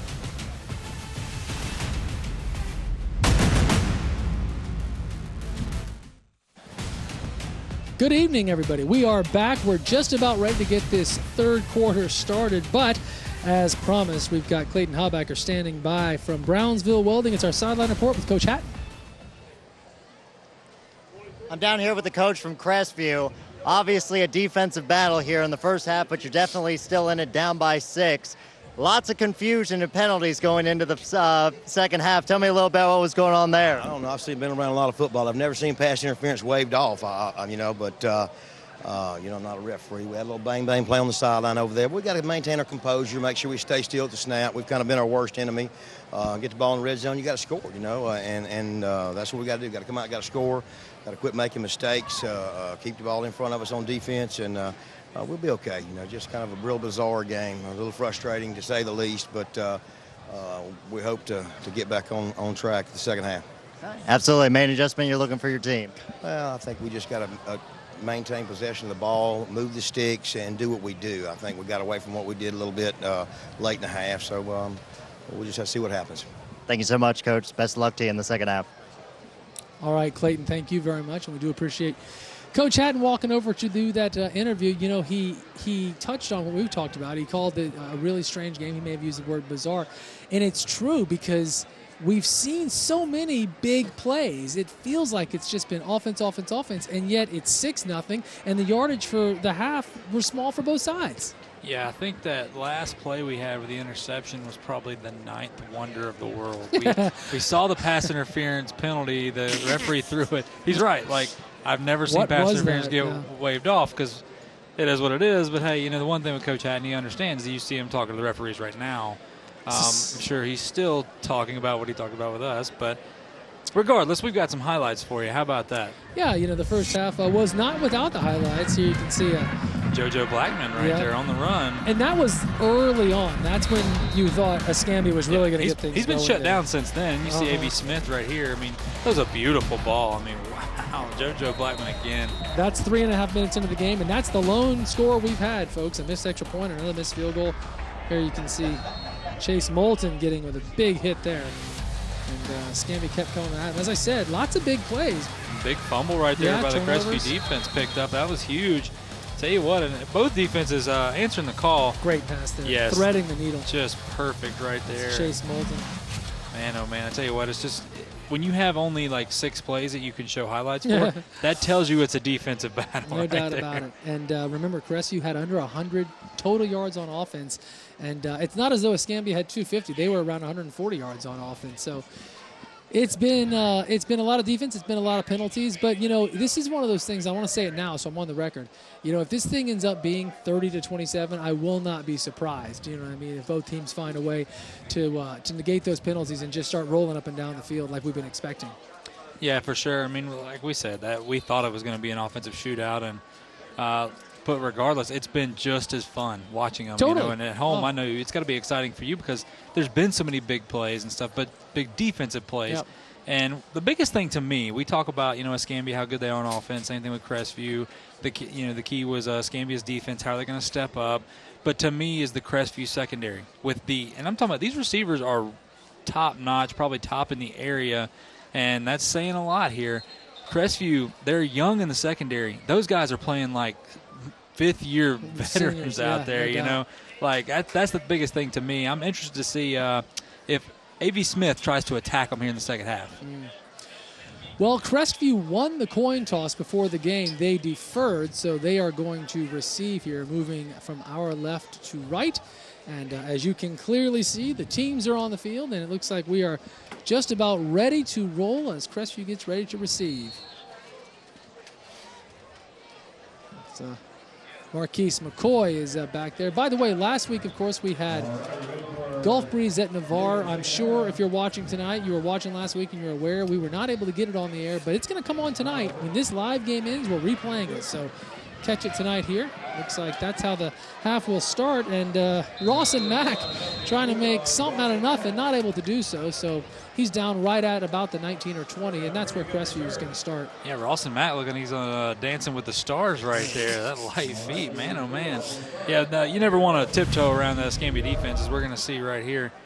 Catches it. Might have been a penalty if he'd let it go out of bounds, but I don't blame him for catching it. Look at that. Move, I mean, great moves, but you're not going to do that too long with that defense. And I want to be clear, I said the 19 or 20. Looks like he's actually out about the 23-yard line. So Mr. Moulton will start rolling from that position. Of course, he's the senior starting quarterback for Crestview. This is his third year. He started as a sophomore, so he's got a ton of experience. And other than that interception to end the half, he's looked good tonight. Boy, Scarborough just can't seem to get it going right there. That defense is in his face every time. That offensive line has got to find a way to help the young man out. Yeah, they're going to take a loss. Not how they wanted to start the half. That's a loss of about 3, and it looks like it'll be second down and 13. Yeah, Elias Akbar right there making the play, and we've said his name a few times tonight, and I don't suspect that's going to slow down anytime soon.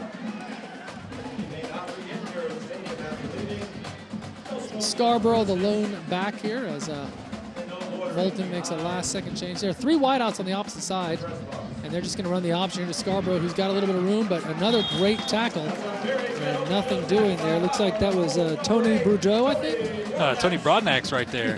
Yeah, doing. So not Boudreau. I tried to fancy it up. I don't know if he's French or not. No, he is French. As of this moment in time. Thank you. You're like it's Brodnack's, Christian. Yeah, easy. there you go. Just here to help. Bruno. Third down now and 12. Another high snap and another great play.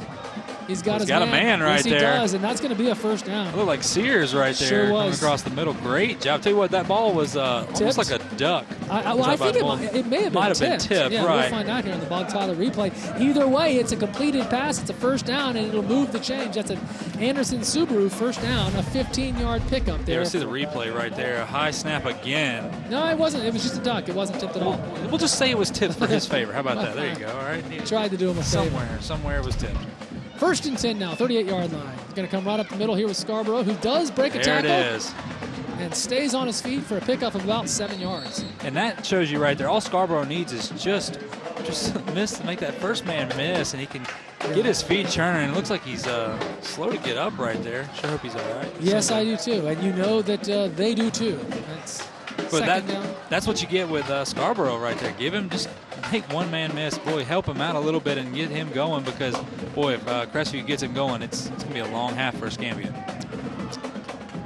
Trey Sears is a wide out on this side. Opposite side, you got 3 lined up, including Marquise McCoy, who's a big playmaker. So look for something here. But instead, they're going to go right back to the option. It's Scarborough again. They hit him right on the sidelines, but no flag. So a pickup of a couple. Looks like it may be third down at about a yard. Yeah, it's going to be close for sure right there. Let's see if they wave them on. Nope, it's going to be third. And like you said, about a yard. Good call right there. But I tell you what, we're in the option, and I know sometimes you have to, but when you've got a short yardage gain like that, I don't understand why you don't want to run it to the wide side of the field, give you a little more space. Maybe there's somebody over there on that defensive side that they're worried about. But regardless, hey, I'm up in the booth right here. Just curious. We had a call like that last week with Gulf Breeze. Third down at about an inch. That's a high snap, and that's going to go over him, and he's able to just recover it, and that is such a momentum killer for Crestview, who had got the big first down, had third and an inch. The high snap cost them dearly. Yep. It's now 4th and 11, and here comes the punting team. Yeah, great job by Moulton just to get on the ball. Yeah, you had things going, but don't try to do too much with it. Yep. I tell you what, though, as soon as that happened, you see Coach Hatton right there. Boy, Coach Hatton just threw his arms up. And that's been the kind of night for Crestview. They start to get rolling, and then something happens, whether it's a penalty or a high snap or whatever it may be, and boy, oh boy, you hope they can just figure it out. So it looks like D.T. Gideon is back to return here. And that's a high punt. High short kick. They just get out of the way. Crestview fields it at the 42. And that's where Escambia is going to start. That was Arnold, the punter for Crestview. Another mistake, you know. spoiled the drive for him right there. Third down and an inch, turns into 4th down and 11, turns it over. Here comes Escambia. So, just got a quick second. Washington's up 23-0 over West Florida right now. Boy, oh boy. Well, a couple of things there. First of all, Washington, rough year last year. 0-10 last year. And then last New week against coach. Pine Forest, Yeah, they held tight for about 3 quarters. Yeah, 0-0 right there. New coach out there at Washington, making some things happen. Good for them. So here comes A.V. Smith ready to roll. Oh, boy. Sidearm pass is completed.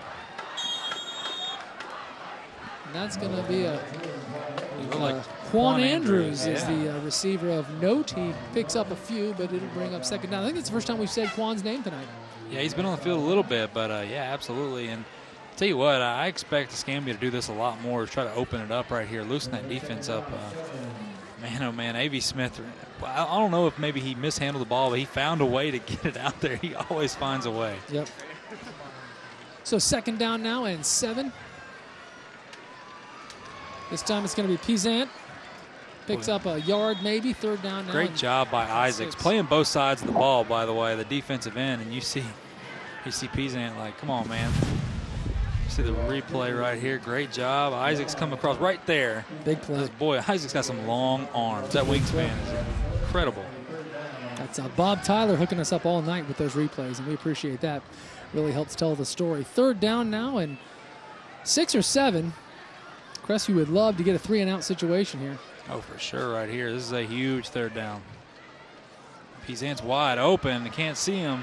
Smith is going to keep it himself, and he's got the first down and then some. So Pizant was open. Smith said, not needed. I'm going to convert this thing, which he does. And it's an Anderson Subaru, 1st and 10. That's what you love about A.V. Smith right there. That's what happens when you start in varsity for 3 years and you've been doing this. He just sees that there's an opening. That's all he needs right there. And you saw that Pizant was running wide open on the other side. But, hey, all you needed was a first down, and they'll take whatever they can get right here. Mm-hmm. So they're on the other side of the field now. Crestview's 47. There's JoJo Blackman. Another quick throw. Blackman picks up a couple. I'll tell you what. He's another playmaker. For sure, but that was a great job by Willie Harrison right there. Number 24 stepping up and forcing Blackman to make a move, allowing that defense. And here's the thing. He made him make a move back inside, so he had defensive help flying to the ball. Great job by that Crestview defense. Well, you know, and the Crestview defense, too, it's got to wear you out when everywhere you look you feel like you got another playmaker. That is just emotionally and physically draining, I'm sure. Second down now and 8.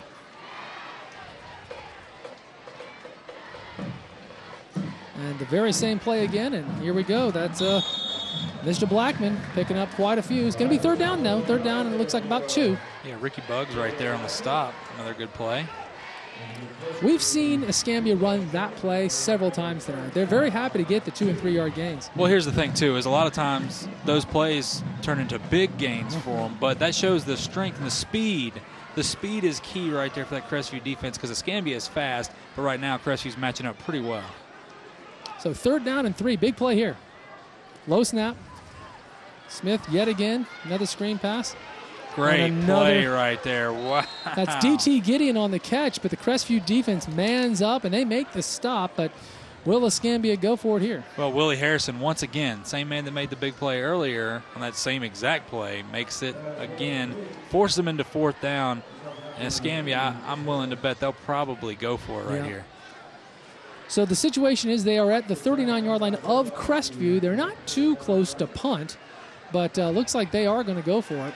They're going to try to create some momentum. If they get a first down here, that's a huge blow to that defense at Crestview. Right. And, of course, the other side of that, if Crestview makes the stop. Well, you got stack receivers down here at the bottom. Let's see if they go back to another screen play. So 4th and an inch, a low snap. They come to Pizant. Boy, he's got it. He's got it by a couple yards. Yep. And that's, let me tell you what, wait till you see this replay. Yeah. That's a great play from A.V. Smith because that thing was nearly snapped on the ground. So it's a great play by A.V. Smith. We see the Bob Tyler Toyota's replay. Look at that. Another good play by the patience of Pizant to wait on it, too. Man, oh, man, that could have been disastrous. Well, but instead, going forward on fourth down pays off. The drive continues. It's an Anderson Subaru 1st and 10, and it's also with 5 minutes and 44 seconds to go, time for the water break on the field, and both teams certainly are happy to take it, I have no doubt, on this very warm August evening. You're watching Friday Night Rivals, and we're so glad you're doing it. Stay tuned.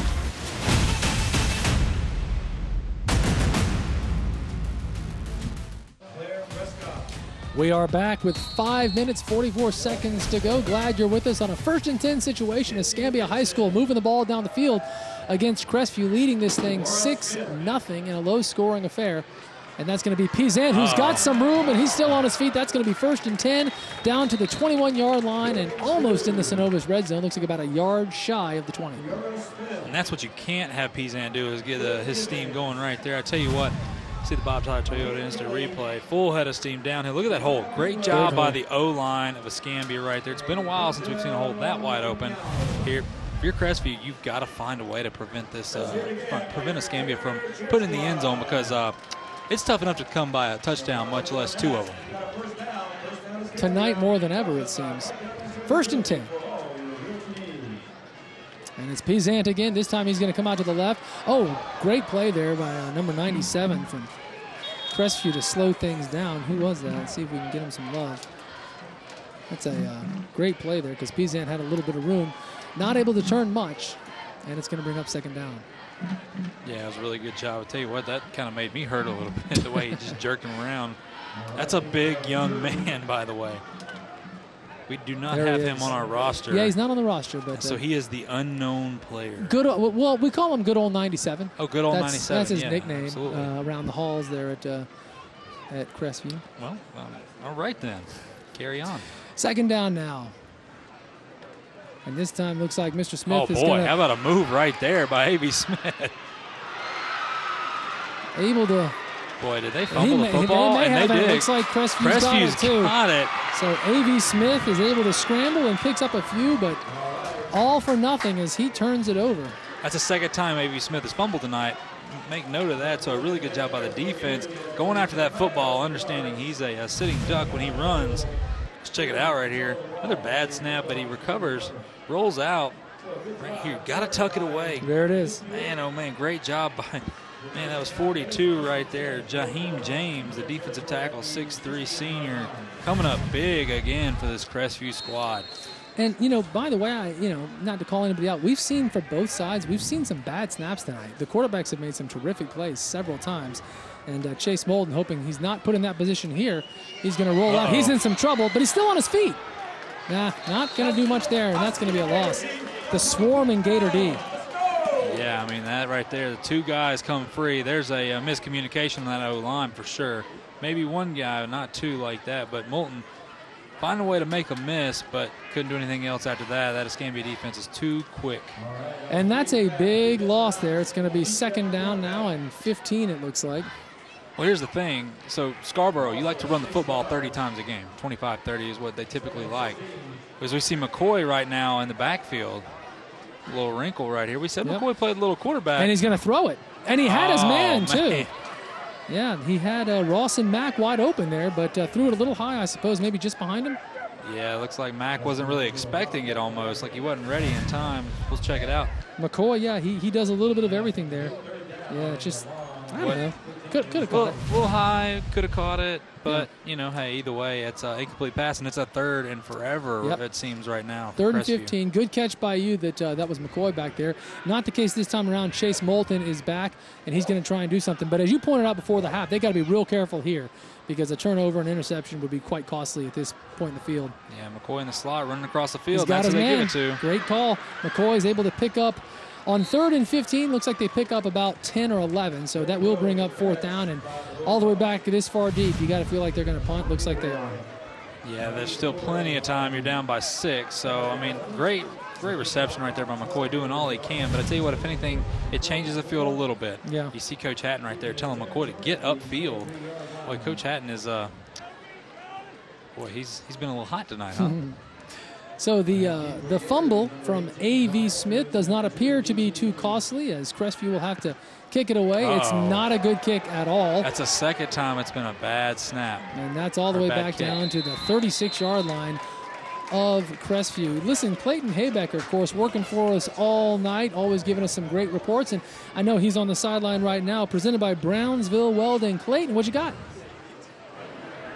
Hey guys, I got Mr. Dunn, the band director over there at Crestview. Tell me a little bit what it takes to get all that equipment over here. I know you guys had a little bit of a drive coming down. Yeah, it's about an hour down the interstate, and today was a little bit tricky because of the bad wreck, I understand. I pray for those people who are involved with that. But what it takes is a lot of really good parent volunteers and a lot of really hard-working children who get it done. We've got a loading crew. We've got parents who do it all, and a lot of support getting the organization done from the district level and at the school. So it's a lot of help to get it done.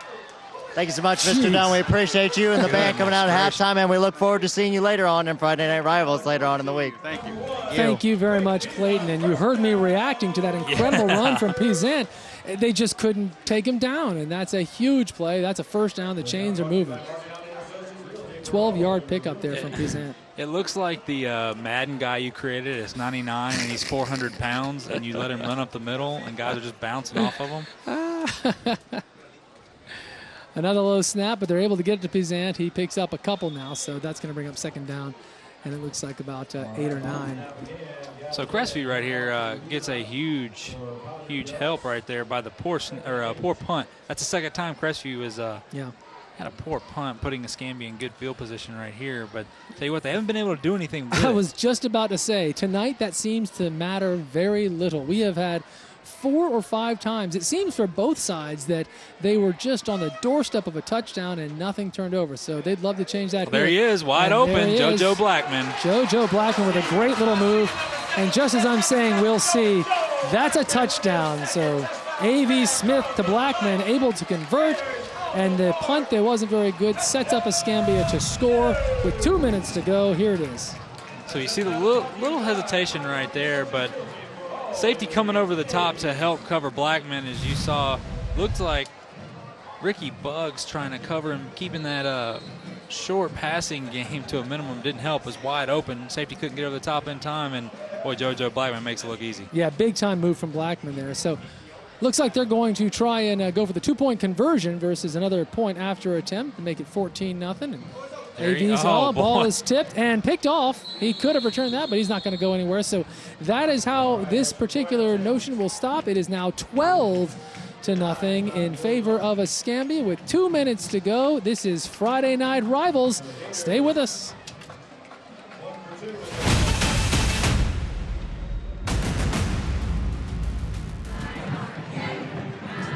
We are back, and look at this. Looks like, hey, I'm on TV. Are you on? Where are you? Oh, right. There you go. Well, hang on. Where's Dre? I want Dre to get some. Yeah, Dre, Come on get over here. Dre. Get over here, Dre. There he is. All right, that's enough. Get off camera.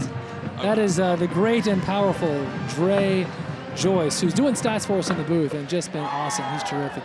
When you hear me say 12-yard pickup, it's because Dre was all over it and let us know. So nice job there, my friend. Here we go. It is 12-0. 2 minutes to go. Escambia about to kick it over and see if Crestview can do anything with it this time around.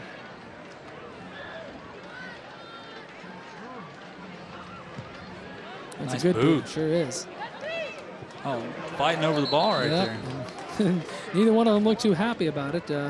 Ross and Mack was back there, and so was McCoy. Yeah, Marquise McCoy as well. So 2 terrific players. Neither one can make a decision, and as a result, we don't get to see a return. It's a touchback, and it's going to be Crestview taking over the ball, or rather the possession now with about 2 minutes to go. It looked like the second baseman and shortstop on a pop fly in the middle of the field. Like, hey, get out of here, dude. Jeff, this is football. Oh, that's what that thing is. You're watching a football game. Oh, man. What you did just now was reference a baseball situation. I thought we were at a Blue Wahoos game. No, that's, nothing wrong with that. But this is football. Oh, that's what this is called. You know what? Google it. That's true. If you look on Google can save. Google has football. Google will bring world peace. All right. Easy now, big fella.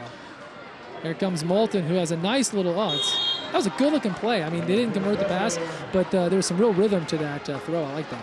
Yeah, but it only counts in horseshoes and hand grenades, right? Oh, rhythm? I don't know that rhythm counts in either of those things. No, it was almost a good play, so. Fair. Touche. I mean, I got to go back to the references now. I got to make up for it. I love it. Still think I'm in a Blue Wahoos game. Second down, 10. From the 20-yard line, right at it. Of course, there was a touchback here. We got some movement. So looks like Ross and Mack right there moved. A little pointing action going on. Hey, he did it. No, that old bit. I like it when they point at each other, not the other team. It looked like they were pointing at each other on that one right there. Like they almost touched fingers. I think so, too. It was you. It was you. It's going to make for an awkward Monday in the hall. 2nd down and 15 after the penalty. But once again, Crestview and their penalties, they got to find a way to get rid of them. Walton's going to throw it out wide, and he does complete the pass. Not going to get much out of it. A pickup of maybe 2 or 3. Of course, that was Taylor Scarborough out of the backfield. So, correct me if I'm wrong on this. It seems like the Escambia defense is just going for blood right now. Like they realize that Crestview's out of sorts, and they're just thriving on it and continuing to apply pressure. Because even Moulton, that pass right there just wasn't on point like it was in the first half. Everything seems to be going in Escambia's favor, and Escambia just keeps taking on that momentum. And I think now with just under a minute and a half to go in the third, and the fact that Crestview has not been able to put any points on the board yet, that becomes a very real possibility. And that is almost picked off, and that could have been a deal breaker right there. Boy, Xavier Johnson, the 6'2" senior. He'll see that in his sleep tonight. Golly, they're going to give him some heck on the film day right there. Look at that. Oh, they're going to say that's why you're on the D line. That's not fair. So it's going to be 4th down and 10, and obviously the Crestview unit on to punt. And Escambia's got some playmakers back there. It's DT Gideon is one of them. They're going to be right at the 52. They're right at midfield.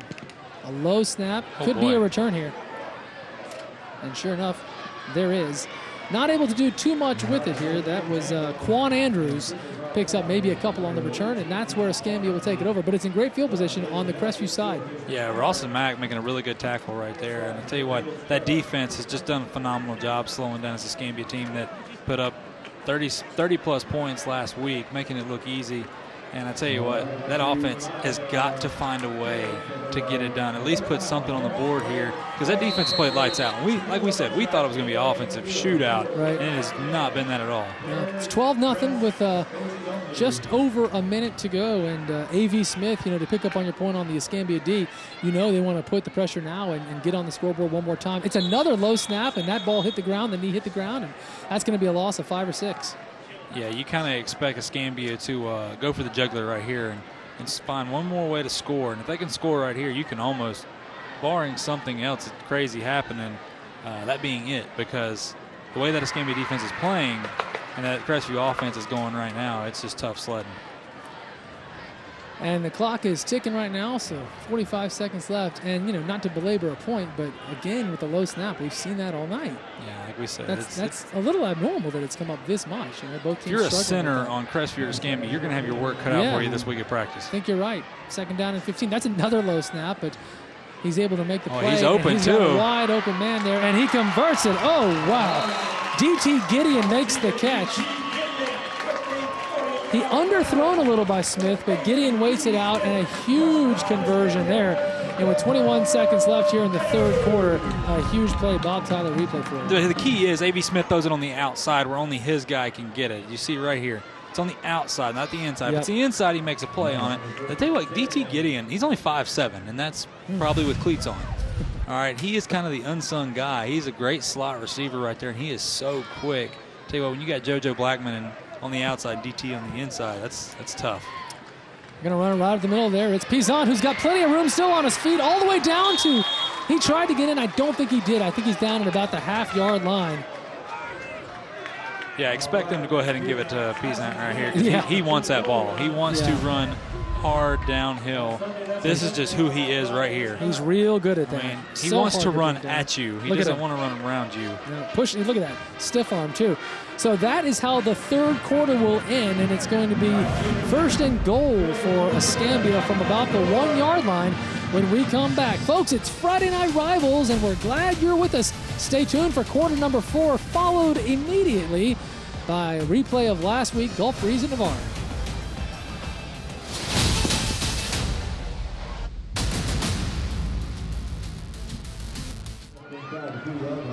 We are back. It's Friday Night Rivals, the start of the fourth quarter, and let me tell you, it may start with some fireworks because Escambia's got 1st and goal from about the 1, maybe the 2-yard line. Pizan right here up the middle.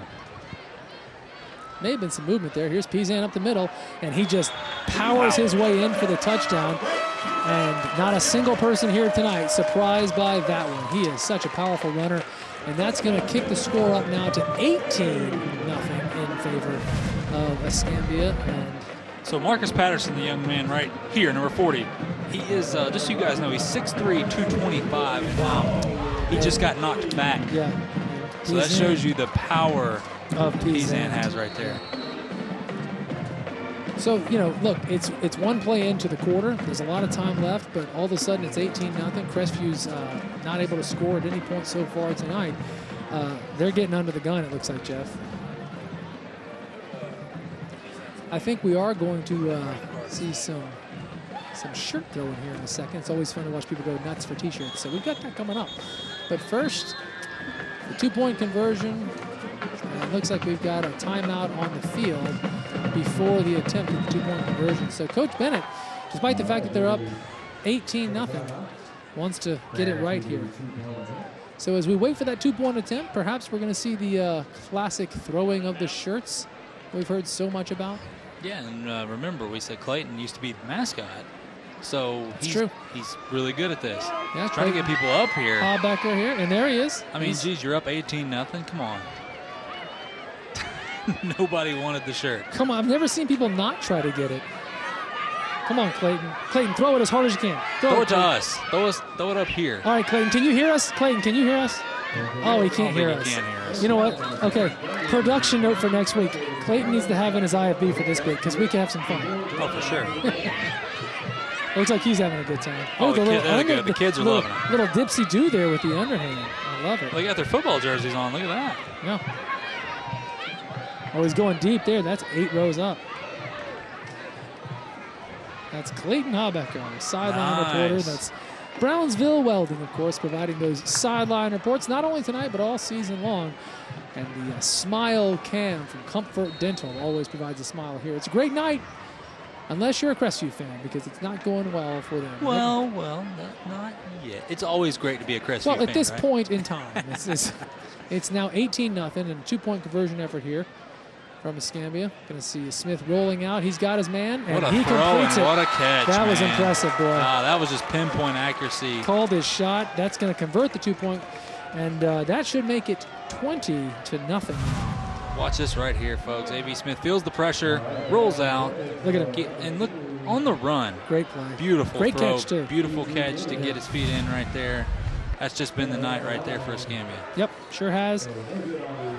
This 20-0 is the score. And you're right. You know, I certainly don't mean to imply this game is over. If there's 4 minutes left, it's more serious than it is at this moment in time. But with 11:48 to play, it is 20-0. Yeah, you're gonna have to figure it out quick, and you're not really gonna have to. You're not gonna be able to focus on Scarborough like you wanted to running the football, barring some couple big plays. But and also, Jeff, you know, if it were 40-20, it feels more possible because then you say, well, Crestview has scored 20, but they've yet to score tonight. You know, so it's a tall order to go with the shutout for the first 3 and then just go crazy in the fourth. Although you may remember last year, the first game I ever did with you was Crestview and Navarre, and Crestview was up 27-0, 28-0, and Navarre came back and won that in overtime. So you never know. That's for sure. As long as you're here, there's a chance.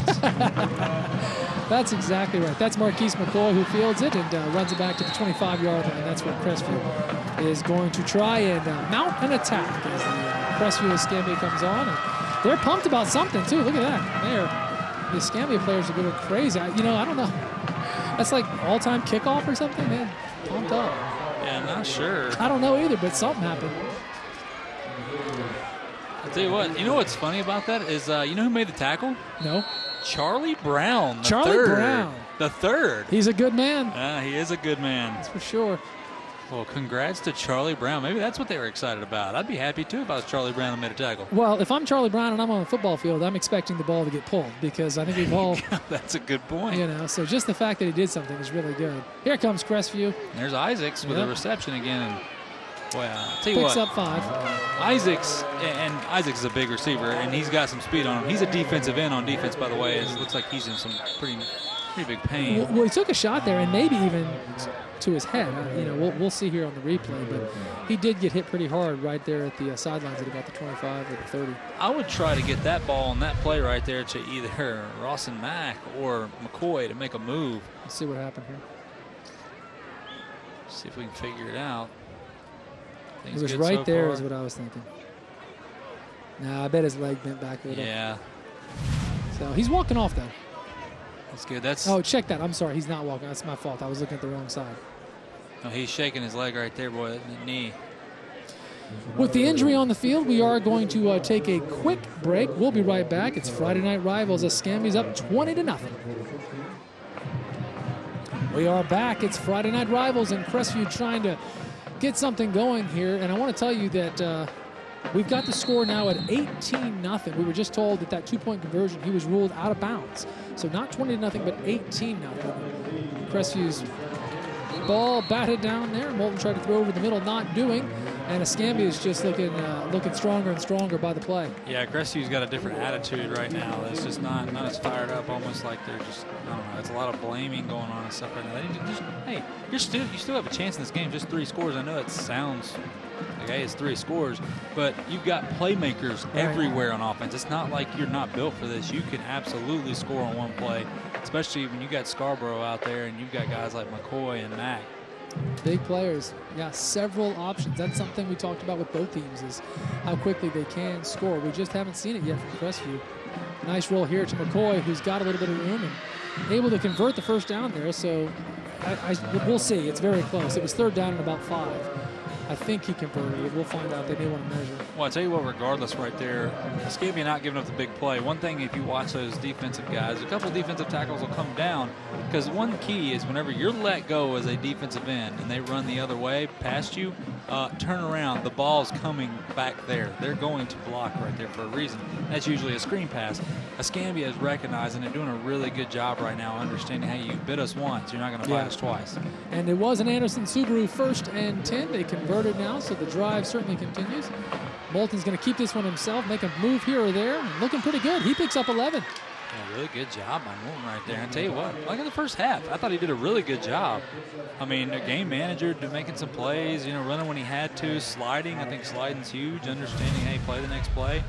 We're going to see it right here. He feels the pressure and just, boom, going to take it and get what I can. And, they late in the second quarter when Crestview took over, there was only 2 minutes left, so they had to kind of go into a hurry-up offense. He looked really good when they were throwing it. We talked about whether they do that more this half. He does it here, and it looks like they're going to pick up several, 8 or 9 there. It's a terrific play.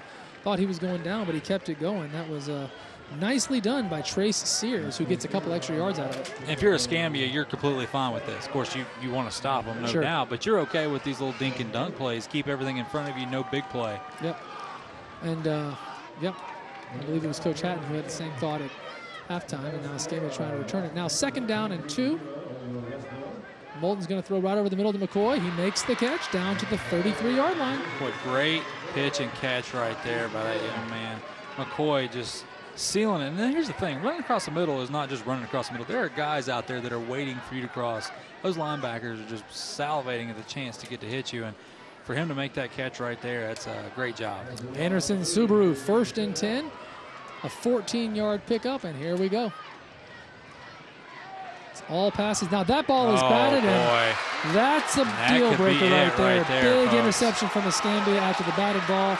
Still on his feet and just, he fumbles it. Oh, man. And now this may get picked up. That ball is still loose. It will be recovered by Escambia down at the 20-yard line. So now an enormous turn of events. We've seen it all night. Crestview on the move. They either get penalized or turn the ball over.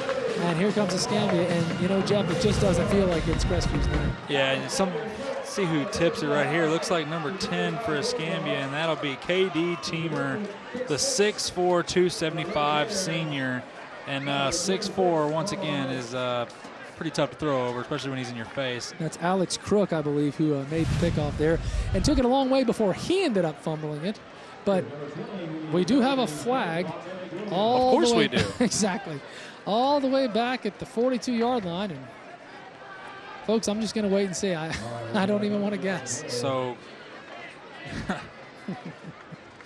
don't even know how you put it into words. Forget everything we told you, folks. Well, Escambia is getting the football. Yeah, so the interception counts. The run back means nothing because there's a penalty. So instead of 1st and 10 at the 21-yard line of Crestview, Escambia does have the ball, but it's going to be at their own 31-yard line. Nonetheless, with an 18-0 lead and Crestview on the move, that's a very big deal because I bet they're just going to start running the clock now, giving it to Pizan as much as they can. Yeah, that's a dagger right there, and you can, barring any crazy, unforeseen circumstances, it's probably getting close to its end the way things have gone tonight. And you see Pizan and expect a lot of Pizan. There he is, and there he goes. Look at him. Woo! You know, Pizan's worst enemy is Pizan. He trips over his own feet right there. Well, he's the only one who can take him down. As you see the Bob Tyler Toyota instant replay. I mean, the young man here in the 4th quarter, he has had a heck of a night, and you see him now. He's awesome. He is just, he's fun to watch. I mean, and when you start thinking about players of the game after a 13-yard run there, right now he's at the top of my list. Oh, for sure. And, you know, the thing is, it was the same thing last year. When you think of A.V. Smith and JoJo Blackman and Gideon and, I mean, just go on and on and on. And we've talked about it all night, and I don't mean to seem like I'm one-sided here. I just think it's a special Escambia team as you see the direct snap right there. To Pizan again, who, look at that, 5 guys. Is it 5 guys taking him down there? Yeah, it looks like it. Such an impressive runner and another huge pickup. And, you know, Escambia is not taking their foot off the gas here. Well, here's the thing for Escambia. This is their year. All right, they are loaded with seniors in the right positions, and they have so many. This is the year they've been waiting for. Okay, last year, really, really special team. Had some guys that were younger in positions. Now they're ready to go. They're ramping it up. And, boy, it just looks like this is going to be probably the team to beat in the Tri-County area. They're looking that way tonight. And, remember, they played West Florida Tech last week, and that game, I believe, was 7-all at the half, but they kind of erupted in the second half. This time Smith going to try and keep it himself and just basically stays at the line of scrimmage. Might have gotten a yard out of it. So here's the thing. Crestview, though, so we talk about Escambia. Crestview is a dang good ball club, okay? These guys are for real. They just happen to run to Escambia. And the thing is, Crestview had some momentum early. They just couldn't cash in because those penalties. And they're going to go back and look at the film and be like, we were so close to making it there. Yeah, they're going to look at this and they're going to think, boy, we could have won this game.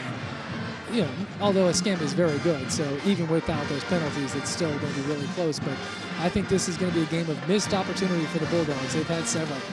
A gain of 1 there, and that's going to bring up 2nd down and 9 at the 42-yard, rather the 37-yard line, excuse me. That's illegal motion. That's going to bring it back a few yards. So Escambia is at Pine Forest next week. Boy, that's going to be a fun one. That's a good one. Playing at Pine Forest is tough as well. Tell you what, for Crestview, you had a big win week 1. You come out here, you really should be in this ball game. It should be a 1-score game if you look at how things are, but it doesn't work that way. Nope. Crestview's got to go to Godby, and Godby's no slouch. Yeah, so you look at the schedules for both these teams; they're very, very tough, and you just got to let it go. So, well, you know, that's the upside, I guess, to taking a loss early. You know, at least it's week 2 and not week 8. 2nd down now and 14, and we're talking like it's over. It feels over. It's not officially over there. Nice little pitch there to Gideon, who isn't able to do anything. A terrific defensive play from Crestview, and that's going to be a big loss now to bring up 3rd down and about 25, 24 yards. It's going to be a long way to go. Well, maybe 20. A long way. Well, how about next week? Well, we talk about rivalry games tonight. We got Washington at PHS. And I tell you what, we talk about Washington. Washington's putting it on West Florida right now. That Washington squad that was 0-10 last year, new coach out there. Man, he's got them hyped up, turning some heads. Man, I tell you what, Pine Forest better be on their game. And of course, it's always tough to play at Pine Forest. It's always fun because the fans show up. It's always a good time. So much history between both those schools. Washington and PHS are, you know, 2 of the oldest schools in the area. No doubt. So here we go, 3rd down, and again a long way, about 20. Smith is going to roll out and just sort of does a shovel pass, nothing doing. That's going to lead to a punt here. While we got a moment, a couple of programming notes I want to mention. Of course, Dan Shugart and Steve Nissim are going to be standing by. They've been working really hard all night, as they do every Friday night during high school football season, getting ready for prep football final. It is astounding how much work goes into putting that show together, not just between Dan and Steve, but so many of the photographers, the editors, the producers. And it's a big team project. It's a great show, and you can catch it tonight on Channel 3. The other option that definitely I want to mention, of course, last week we were giving you our first week of Friday Night Rivals. It was Gulf Breeze at Navarre, a huge game. We had a technical problem. We never got the show on the air, and it was a real bummer. But we did record the whole thing, and Jeff and I did the play-by-play and the analysis. So we're going to I shouldn't say re-air that because it never aired. We're going to air that in its entirety tonight right here on WFGX. So as soon as this live game ends, we will play last week's game that you did not get to see, Gulf Breeze at Navarre. So spread the word on that. But don't forget also that you can catch Prep Football Finals with Dan and Steve tonight on WEAR. Just under 6 minutes to go. It looks like a water break, and we're glad you're with us. We'll be wrapping the game up here in just a bit. Taking a quick break. It's Friday Night Rivals. Certainly glad you're with us. Stay tuned.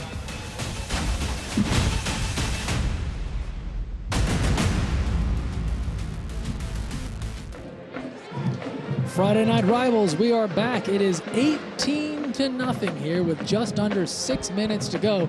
If Crestview wants to find a way to pull out a miracle here, they've got to get going, and they've got to get going immediately. They're going to start here at their own 10-yard line, so 90 yards away from their first shot at points.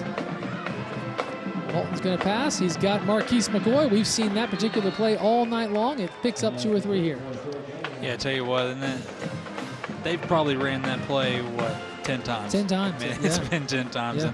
A couple times, Marquise or someone else has broken it a little bit. Right, but the thing is, one thing when we talk about good teams to average teams, whatever, Escambia has recognized that, and they'll give you those 3-4 yards. They're cool with that. They don't want the big play. And you play to the situation, and man, they have just done a phenomenal job. And look at Scarborough right there. Yeah, that's and Moulton deserves a little credit too. He makes a great play on a low snap, and then just hits his man in stride, and that's a nice little pickup. Yeah, Scarborough, I tell you what, and he's almost been a non-factor tonight. He is a just amazing player. We saw some good running backs last week. Yeah, he ran last week for about 270 yards. So, yeah, he's incredible. But you're right, hadn't done as much tonight. Credit to that Escambia D. Absolutely. So now they've got him out of the backfield, just putting him out of receiver, seeing what they can get out of him. And Bolton's going to throw. Oh, boy. Oh, man. Not a great pass there. And that's what happens. You're too open. Yeah, exactly. Which get out on the Bob Tyler Toyota instant replay. Just a bad pass by Moulton right there. We've seen him throw a couple ducks tonight. Yeah, he's had 2 or 3 terrific passes, and then he's had 2 or 3 that look like that. So a little bit inconsistent. Nonetheless, no harm, no foul. The interception does not occur. 2nd down and 10 from the 25-yard line. And he's just going to keep on throwing this time. Well, there was nothing wrong with that throw, but not able to bring it in, and it's going to be 3rd down now. Is that McCoy? It is McCoy. Who's slow to get up and isn't up yet. Tell you what, McCoy is he's been everywhere tonight. So they use him in a lot of ways. He even played quarterback for a play or 2 tonight. Yeah, I told you that. He plays basketball, and if you see him on the court, he's just as quick on the court. I promise you, that young man is a phenomenal athlete. And I say athlete because he can do it all. So now 3rd down, 10 to go with 4:58 to play in the game.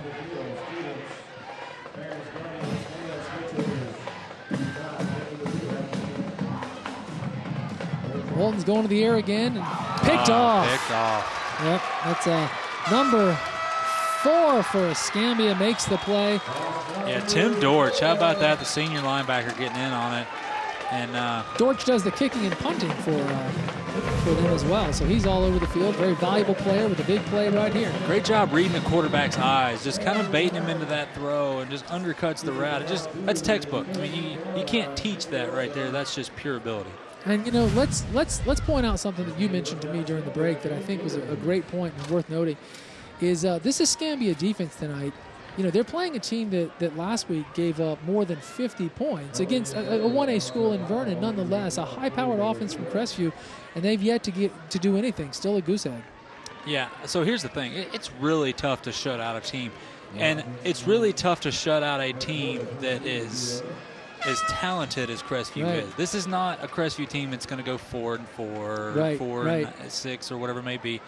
Crestview's probably going to win 8-9 ball games. I mean, this may be their only loss this year, going into the playoffs. So I tell you what, the thing is we talked about is Escambia's defenses seem to get stronger, and so they put their foot down and not let Crestview get up. After we saw the first half where Crestview had all these positive plays that got negated, none of that this half. No, they've looked really strong here in the second half, and that has led us to an 18-0 lead for the Gators. That have a penalty there, so it's going to make it first down and 15. But of course, after a terrific return on that interception, it's Escambia in great position here. They are in the Synovus red zone, and they're going to hand it to Mr. Pizant. He's got another big run, and of course, he doesn't want to come down. He never does. He's extremely hard to bring down. Look at him. He's still not down. Finally. God, that kid's incredible. I mean, He is I just don't know. I don't know what to say. I've said all I can about Pizant. You just take over. I mean, seriously. And I'll tell you what I love about it is it would be real easy late in the fourth, up 18-0, to go down and just say, I'm not getting injured here or whatever it happens to be. But he's not doing that. He's just like, nope, you're going to work. You're going to take me down. Big time play there. A pickup of about 7 or 8. And now down at the 11-yard line. So you know the old saying, like, live each moment as if it's your last? He lives each carry as if it might be the last one. Yeah, and if you're trying to bring him down, it may be your last. Well said. Yeah. So this time they're going to throw the ball as Smith will roll out, and that could get picked off. It was caught, though. He may have been out of bounds. Sure enough, out of bounds. So that is not an interception. A fine play, though. Yeah, great job right there by Bugs, stepping in front and trying to get 2 feet in to get a touchback. Nonetheless, not going to happen, and that's going to – I'm surprised they passed it, though, I guess the Pizant just said, hey, give me a minute.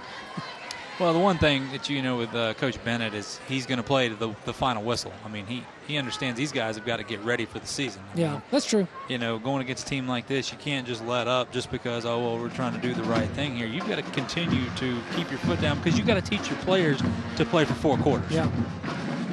So third down now and 8. This time they will go back to Pizant, who's going to try to come out to the wide side of the field. He finds a hole. He picks up about 7. There is a flag on the play. So there's 3 defenders out there creating a wall, and that wall just got knocked down. Watch this right here. There's defenders out here. Where are you going to go? Oh, I'm just going to go right through you guys. Excuse me. Penalty, though. That's going to be a hold. Yep. So that'll come back, and it's still going to be third down, but now it's going to be third down and a long way. It looks like third down and about how far are you going to go, dude? Third down and about 20. So Pizant, is it safe to say he's just he's a tank? Yeah, he's something. Most impressive for sure. By week 10 of Friday Night Rivals, we may still be talking about his work here tonight. Oh, for sure. One of the premier nights for a running back. All right, so 3:25, the clock is ticking. It's third and long way to go, but first down would be down at the 4. They are going to try and get it. Blackman's wide open right there on the screen. And he's got some space. Oh, boy. He may kick this thing all the way, folks. It's going to be a touchdown, Escambia. Wow, on 3rd and 20, the short pass means a touchdown pass, and that makes it 24-0. So here's the thing. If we see this on replay, Blackman catches the screen pass wide open, decides to cut back right here. Watch this. All right.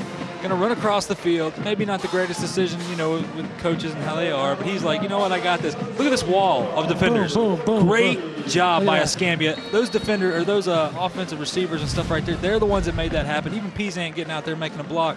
That's what makes this Escambia team over the top. And I got to respect how they're just like you said, it's 18-0. They don't care. They're coming at you. And that's another touchdown. That makes it 24-0. And now on for the field goal. Well, here. 2017 is the last time these teams played, and Crestview beat them playoffs. Yeah, gotcha. So take nothing for granted. The extra point is up. The extra point is good. And that makes it 25-0 Escambia. They are running away with this thing. Clayton, our sideline reporter here from Brownsville Welding. It's Clayton Haybecker. Hey, Clayton, what's going on, dude? Hey, guys. So as this game winds down, I know there is one mystery that was left unsolved at the beginning of the night. I had my Kona Ice. We went up and we asked what flavor it was. The lady said she had no idea. Fans have been saying that it's been cotton candy or bubble gum. So you're going to have to come out to a game on Fridays, taste it, and figure it out for yourself. I still vote cotton candy, but that's just me. So Clayton, not okay. Need closure. figure it out. Just lie to us, Clayton. Just say something. I have to know. You know what? Just forget the whole game now. That's all we wanted. We just wanted some clarity on the iced. Not since the Sixth Sense has there been this big of a mystery slash. Well, there you go. That's why they show up. Kona Ice. Boy, it's great in the South to have them down here. Let me tell you what. All kidding aside, you ever had a Kona Ice? Oh, for sure. Dude, those are amazing.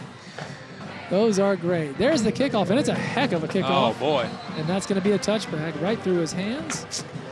So, Awesome Mack right there. Mr. Mack. Boy, he's a heck of a player. He's just had a rough night tonight. Of course, with a lot of the Crestview guys out there, they have so much talent. I know I've said it a bunch. I'm not saying this, folks, to try to make things better. You know, try to whatever, it's 25-0. Right. No, this Crestview team is good. They're they good. have so many athletes out there. And once again, I can't believe how Scarborough, we saw Scarborough in the pregame and stuff. It's just a testament to Escambia's defense on how they've been able to stop them tonight. And it's not just Escambia. I mean, look, Escambia is very, very good. As you said, they may be the premier team here on the Gulf Coast. But also, you go back to the first half. The second half's been all Escambia. That was not the case in the first half. And if Crestview doesn't have those penalties that turn things around or a big turnover late, if they can turn in one of those into a touchdown, everything may be different. That ball's incomplete. And that's it right there. You just, drop passes and things. It's just a different attitude with these guys. In the first half, they were scrapping, and it was 6-0. But Crestview was in this game. Crestview had 2 chances to score. They had a shot to go up 7-6 here late in the first half. And, if it's 7-6 Crestview at the half, that's a very different game, it feels like. But, it's a whole lot of woulda, coulda, shoulda right now. None of those things happen. And it's been all Escambia here in the second half, which is interesting because remember, Escambia last week, same thing. They were tied at the half, and then they had an enormous second half. So Escambia, I think, is making a statement that they're a really strong second half team. Yeah, they want you to, every time you got to face them, to be fearful of who, where's it going to come from? Right. Because, they can do just about anything on both sides of the ball there. And, man, oh, man, I tell you what, I'm just excited because this Pensacola area is so loaded with talent. It's unbelievable. We talk about Pizan going to Tennessee. Little JoJo Blackman has an offer to Tennessee. So, be nice to see those guys playing together in college, wouldn't it? Boy, on Saturdays in the SEC, that'd be fun. That'd be all right. Third down now. Chase is getting chased. Nice right there. It's an incomplete pass, though. It's a good pass, but not complete. And as you said, that's just the way the ball is breaking all night for Crestview. That was Trace Sears, who's had a big night, made a lot of big plays, but not able to bring that one in, so 4th down. Well, he does a good job of coming back to the football right there. Moulton right there, does a good job scrambling, got 2 guys in his face, throws it up, lets his guy come back. That's been it all night long for him. They've been so close, and they just can't finish the job. So it's 4th down now, and, they're going to go ahead and go for it because why not with 2:18 to play and losing by 25 points. But they'd love to convert here.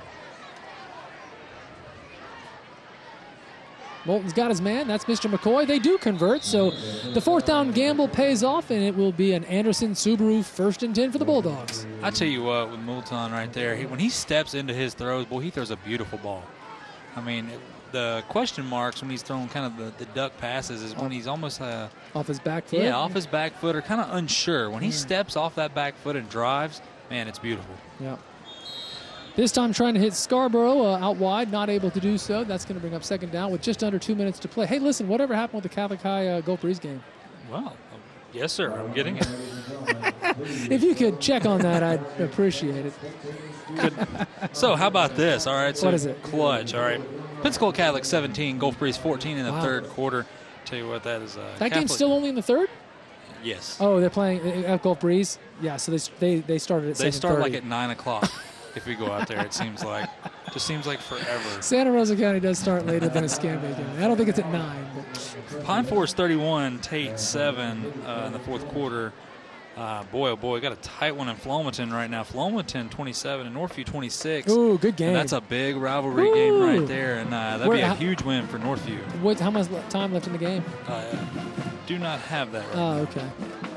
Well, Navarre 34, Pace 0. Oh, wow.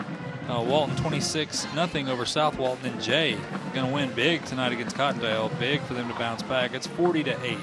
That's a great pass to Ross and Mack there from Chase Moulton, and that's going to convert. So now out to the 47-yard line, still on their own side of the field, but moving the ball here with 1:48 to go. Crestview would, at this point, you got the feeling, love to score. That's a 12-yard gain. Just get some points on the board at this point would be something, you know. Oh, yeah, for sure. So an Anderson Subaru 1st and 10. Moulton's got his man once again, but he throws it way too high. He was looking for Trey Sears. Not going to happen there. And that'll bring up 2nd down. Well, it's been a fun one regardless of the score. Yeah. I mean, it was so close for so long. And, man, oh, man. Well, it's fun because there are some big-time playmakers. Frankly, just watching Pizant, I mean, that alone was worth the price of admission. He has been incredible. And this impressive Escambia D now as well. 2nd and 10. Just can't hang on. Incomplete there. That was Marquise McCoy. They've been throwing him a lot on the other side of the field. They come back this way and not able to reel it in, so now 3rd down. And it's a low throw, but it's not a bad throw with the two Escambia defenders on the outside right there. Milton doing a really good job. Another score I'd like to mention, of course, you know, Shane, the mysterious Shane. Your buddy? Yeah, he said, what about the Milton score? So see, I got you about Catholic, and Shane's bothering me about Milton. So Milton won 36-6 over PHS. Big. Everybody's happy now. Real quick. So is Shane watching right now? He is. Shane, first of all, thanks for watching. Having said that, you know, Jeff's not you could Google it. There's probably 10 other ways to get the score. I'm not sure the most efficient way to find out the Milton score is to send Jeff the text. Yeah, I am the worst person to ask. At this ask moment Christian. in time. Well, either one of us, really. We're fairly busy. Just kidding, Shane. 4th down now, trying to convert yet again. And that's going to be picked off yet again. And he's got nothing but green in front of him, folks. He is going to take this thing all the way back. Touchdown, Escambia. That is one late insult to injury, and that's going to be, looks like Tabari Taylor. Yeah, Tabari Taylor, the junior, 6'2", 215. And, boy, it's a party over there at the end. Did he fall down? Yeah, all that thing celebrating, man. Oh, man, that'll take it out of you. How about this, though? Double covered on the slant route right there. Just easy pickings. And you knew when he caught it, there was no one stopping him. That's a big young man running down the field as well. And, well, I'll tell you what, this Escambia is just so fast in every position. Yeah. Look at him. He's probably cramping, out of breath, all this stuff. But it's worth it. He'll be happy for sure. All night and all week. That's an exclamation point from Escambia here. They are now up 31-0, and they are going to try for another extra point here to make it 32-0. It's something, you know. Again, Crestview last week scoring more than 50 against Vernon, giving up very few points, and now this week giving up more than 30 and not scoring at all. So really a tale of 2 weeks for the Bulldogs for sure. The extra point is up. It's good. And that makes it 32-0 here in favor of the Escambia Gators. So that's going to please this hometown crowd. It does look like some folks are falling out. On the Crestview side, they're not. And honestly, they're probably not because it's a lot of parents that are here and they want to see this thing till it's over. Crestview did not bring that many tonight. No, it's a long drive out there, especially, you know, through traffic. And we're on the west side of town over here. It's, tell you what, 5 o'clock traffic ain't no joke around this place. But the other thing is, you know, Crestview, they have some of the most loyal fans. If you've never been to a Crestview home game, which, by the way, we're doing that later this year. Yes, we are. Looking forward to that. It's intense. So they have so many fans. They have to sit on the visitor side, which creates some animosity, obviously. A couple years ago, where are we sitting? Hopefully in the booth. Hopefully we're not on the visitor side. Okay, gotcha. So a couple years ago, what? Yes, a couple years ago, got a chance to go watch the Gulf Breeze Crestview game. That was, of course, Dittmer was there. Yeah. You know, really good Gulf Breeze team, and boy, they just poured it on. Really? And Crestview it's just so fun. It's such a great atmosphere, and man, oh man, it's just something that you will remember. And luckily, you get to experience it this year. So I'm looking forward to it. I believe that's our lone Okaloosa County home game. I believe so. Looking forward to that later. Meanwhile, here's the return, and that is Rawson Mack, who's got some room. He's still on his feet. That's a big run all the way back to the 36-yard line. So a terrific effort there from Rawson Mack. And the Crestview game we're talking about is when they play Lincoln out of Tallahassee. Boy, that's big district game for them right there. And, you know, Lincoln always brings a phenomenal team as well, so it should be a big clash. That's coming up in a few weeks. That's a 25-yard return from Rawson Mack. 35 seconds remaining here. And Escambia ready to celebrate, no doubt. Going to be a good week here at Escambia High School, I think. Oh, for sure. And it's a great, complete win. Now, the first half was a little sloppy for both teams, but Escambia comes out and makes the adjustments in the second half. And that's what Coach Bennett's going to be happy about. Of course, Coach Bennett's never fully satisfied because he understands the potential of his team, and that's what you want. This is a team that wants to go to the championship. They just don't want to make the playoffs, whatever. They want to go to the championship, and they want to win it. And we've seen that again. I mean, even here in the last 5 minutes, they have not said, hey, this is great, we're going to win, let's ease up. They've said, let's go get them, and they've scored a couple of times here in the last few minutes. We got a fumble there. And boy, when you want it, you just want it. Seriously, look at that. He's like, come on. Look, they're saying it's still live. What is this? So he's just going to go ahead and take it to the end zone. Well, don't stop. Go ahead and go. Yeah, go with it. I mean, you might as well just go. Look, they're still telling him to go. I think it's live. Look, here we go. Sam Allen, just go with it right there, young man. I don't know. Just somebody, come on. Look at this is hilarious. There's 25 seconds left. They're up 32-0. What's that? They're going to tell him to bring it on back. Of course they are. The whistle blew 5 minutes ago. It's a big young man. He don't want to come back without a touchdown. No, that's hilarious. Like with less than a minute, they're just trying to do anything they can to get in the end zone one more time. But nonetheless, you know what? I'm not even clear. Was it a fumble? Is it Escambia's ball? Sure. Yeah, well, we're going to find out here. So I think it is Escambia ball here. With he must have been down right there. A half minute to go, but it was dead as soon as he recovered it. So are we going to see the most popular formation? Victory formation? The victory formation? It's only popular 50% of the crowd. So. Yep. It's a good place to be if you're the one running it, though. So this very well may be the final play of Week 2 for Friday Night Rivals, as Escambia has looked most impressive. You know, we expected them to be great. They have looked great. They're winning at 32-0. And next week, boy, it's going to be fun. Washington and PHS. So Washington 1-0, I believe. Washington now. I believe it's one final. PHS 0-2. This is PHS's chance to right the ship right now. You got new coach, new everything there, trying to rebuild. You know what, by the way, not the victory formation. They're gonna of course not. Right, exactly. They're going to go ahead and pick up a couple more yards, and that may do it here as the clock is ticking. But, yeah, next week should be fun, right? Oh, for sure. Big rivalry game. Both crowds get into it. The bands get into it. Man, oh, man, it's just one of those games you don't want to miss. If you're not doing anything, definitely go check it out. And if you're not able to go check it out, of course, we will be in the booth calling all the action. That's a 7 o'clock start 1 week from tonight as both teams head out to the field to shake hands. Your final score tonight, a very impressive win from Escambia. The Gators 32, the Bulldogs of Crestview shut out. No points tonight, so a big win for Escambia, who lives up to the hype. One of the premier teams on the Gulf Coast, as by the way is Crestview, but Escambia just too much for them tonight. Looking really good, moving to 2-0 after a great win against West Florida Tech last week, and now beating Crestview at home here tonight, Jeff. Yeah, just phenomenal. I mean, we expected a lot of points, but we kind of expect them from both sides. And the defense is, I tell you what, Crestview's defense played really, really well. You know, and you can't really look at the score. It's just a tale of two halves, really, for this game. And Escambia just made the adjustments where it mattered the most and came out and handled business.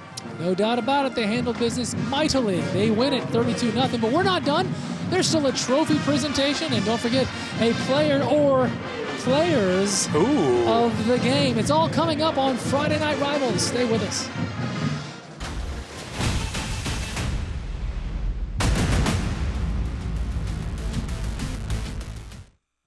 We are back. Friday Night Rivals. The game is over. Congratulations to Escambia. They win it 32-0 over Crestview. And we are going to have moments from now the trophy presentation. Clayton Habacker is on the sidelines. We'll go to him in just a moment. But first, Jeff, you've got the awesome responsibility of telling us who the Hill Kelly Dodge Chrysler Jeep Ram player of the game is. You do it every week. Who are you most impressed with tonight? Well, I'm going to go a little bit different here, and it's got to be players because there's so many that just really came in clutch for Escambia. I'm going to give it to that defense. That Gator defense stepped up and made a statement tonight that, hey, we're not just the same old Escambia team that's here. We want to come for blood, and boy, did they ever tonight, stopping a phenomenal Crestview team. Take nothing from that Crestview offense. they are really good. Escambia was just better tonight. So Escambia, the entire defense named the players of the game, and they are celebrating on the field as they should. A most impressive win against a very good team. And again, I can see all of the Gators making their way down now to Clayton Habecker, who is on the sidelines there for the Brownsville Welding Sideline Report. Looks like they're getting ready for the big trophy presentation. Clayton, I'm going to send it to you and see if you're ready. Clayton, you got it? We're waiting for the coach to get over here, guys. Just a few more seconds. He's making his way down here. No problem. No problem at all. Here he comes right now, guys. Make way for him. Yeah, get Coach. Coach Bennett in there, of course. I'm here with Coach Bennett with the Escambia team. You guys did a great job tonight. Absolutely dominating performance in the second half, especially from your defense. How are you feeling about those guys tonight? Our defense played lights out tonight. I'm very proud of them. They did exactly what our coaches told them to do. We got a great defense, but we just want to try to get better and better every week. Well, you guys moved to 2-0. Congratulations. I'm going to go ahead and hand this to you. You guys enjoy it. Celebrate Friday Night Rivals. Congratulations to Coach. Congratulations to all of the Gators from Escambia. As the crowds are filing out, Crestview's got a long ride back because this was not a great night for the Bulldogs, but as you've said, Jeff, they're very good. They're going to recover. I tell you what, the most important thing, Clayton is 2-0 from getting mobbed. All right, that's what's important right there. Those light feet of his, man. I tell you what, but yes, Escambia, they're for real. Yeah. If you were wondering if they're for real, they're definitely for real tonight. Great team. Because Crestview, like we said, they're a really good team, and Crestview's going to bounce back because they are well coached. They got athletes over there.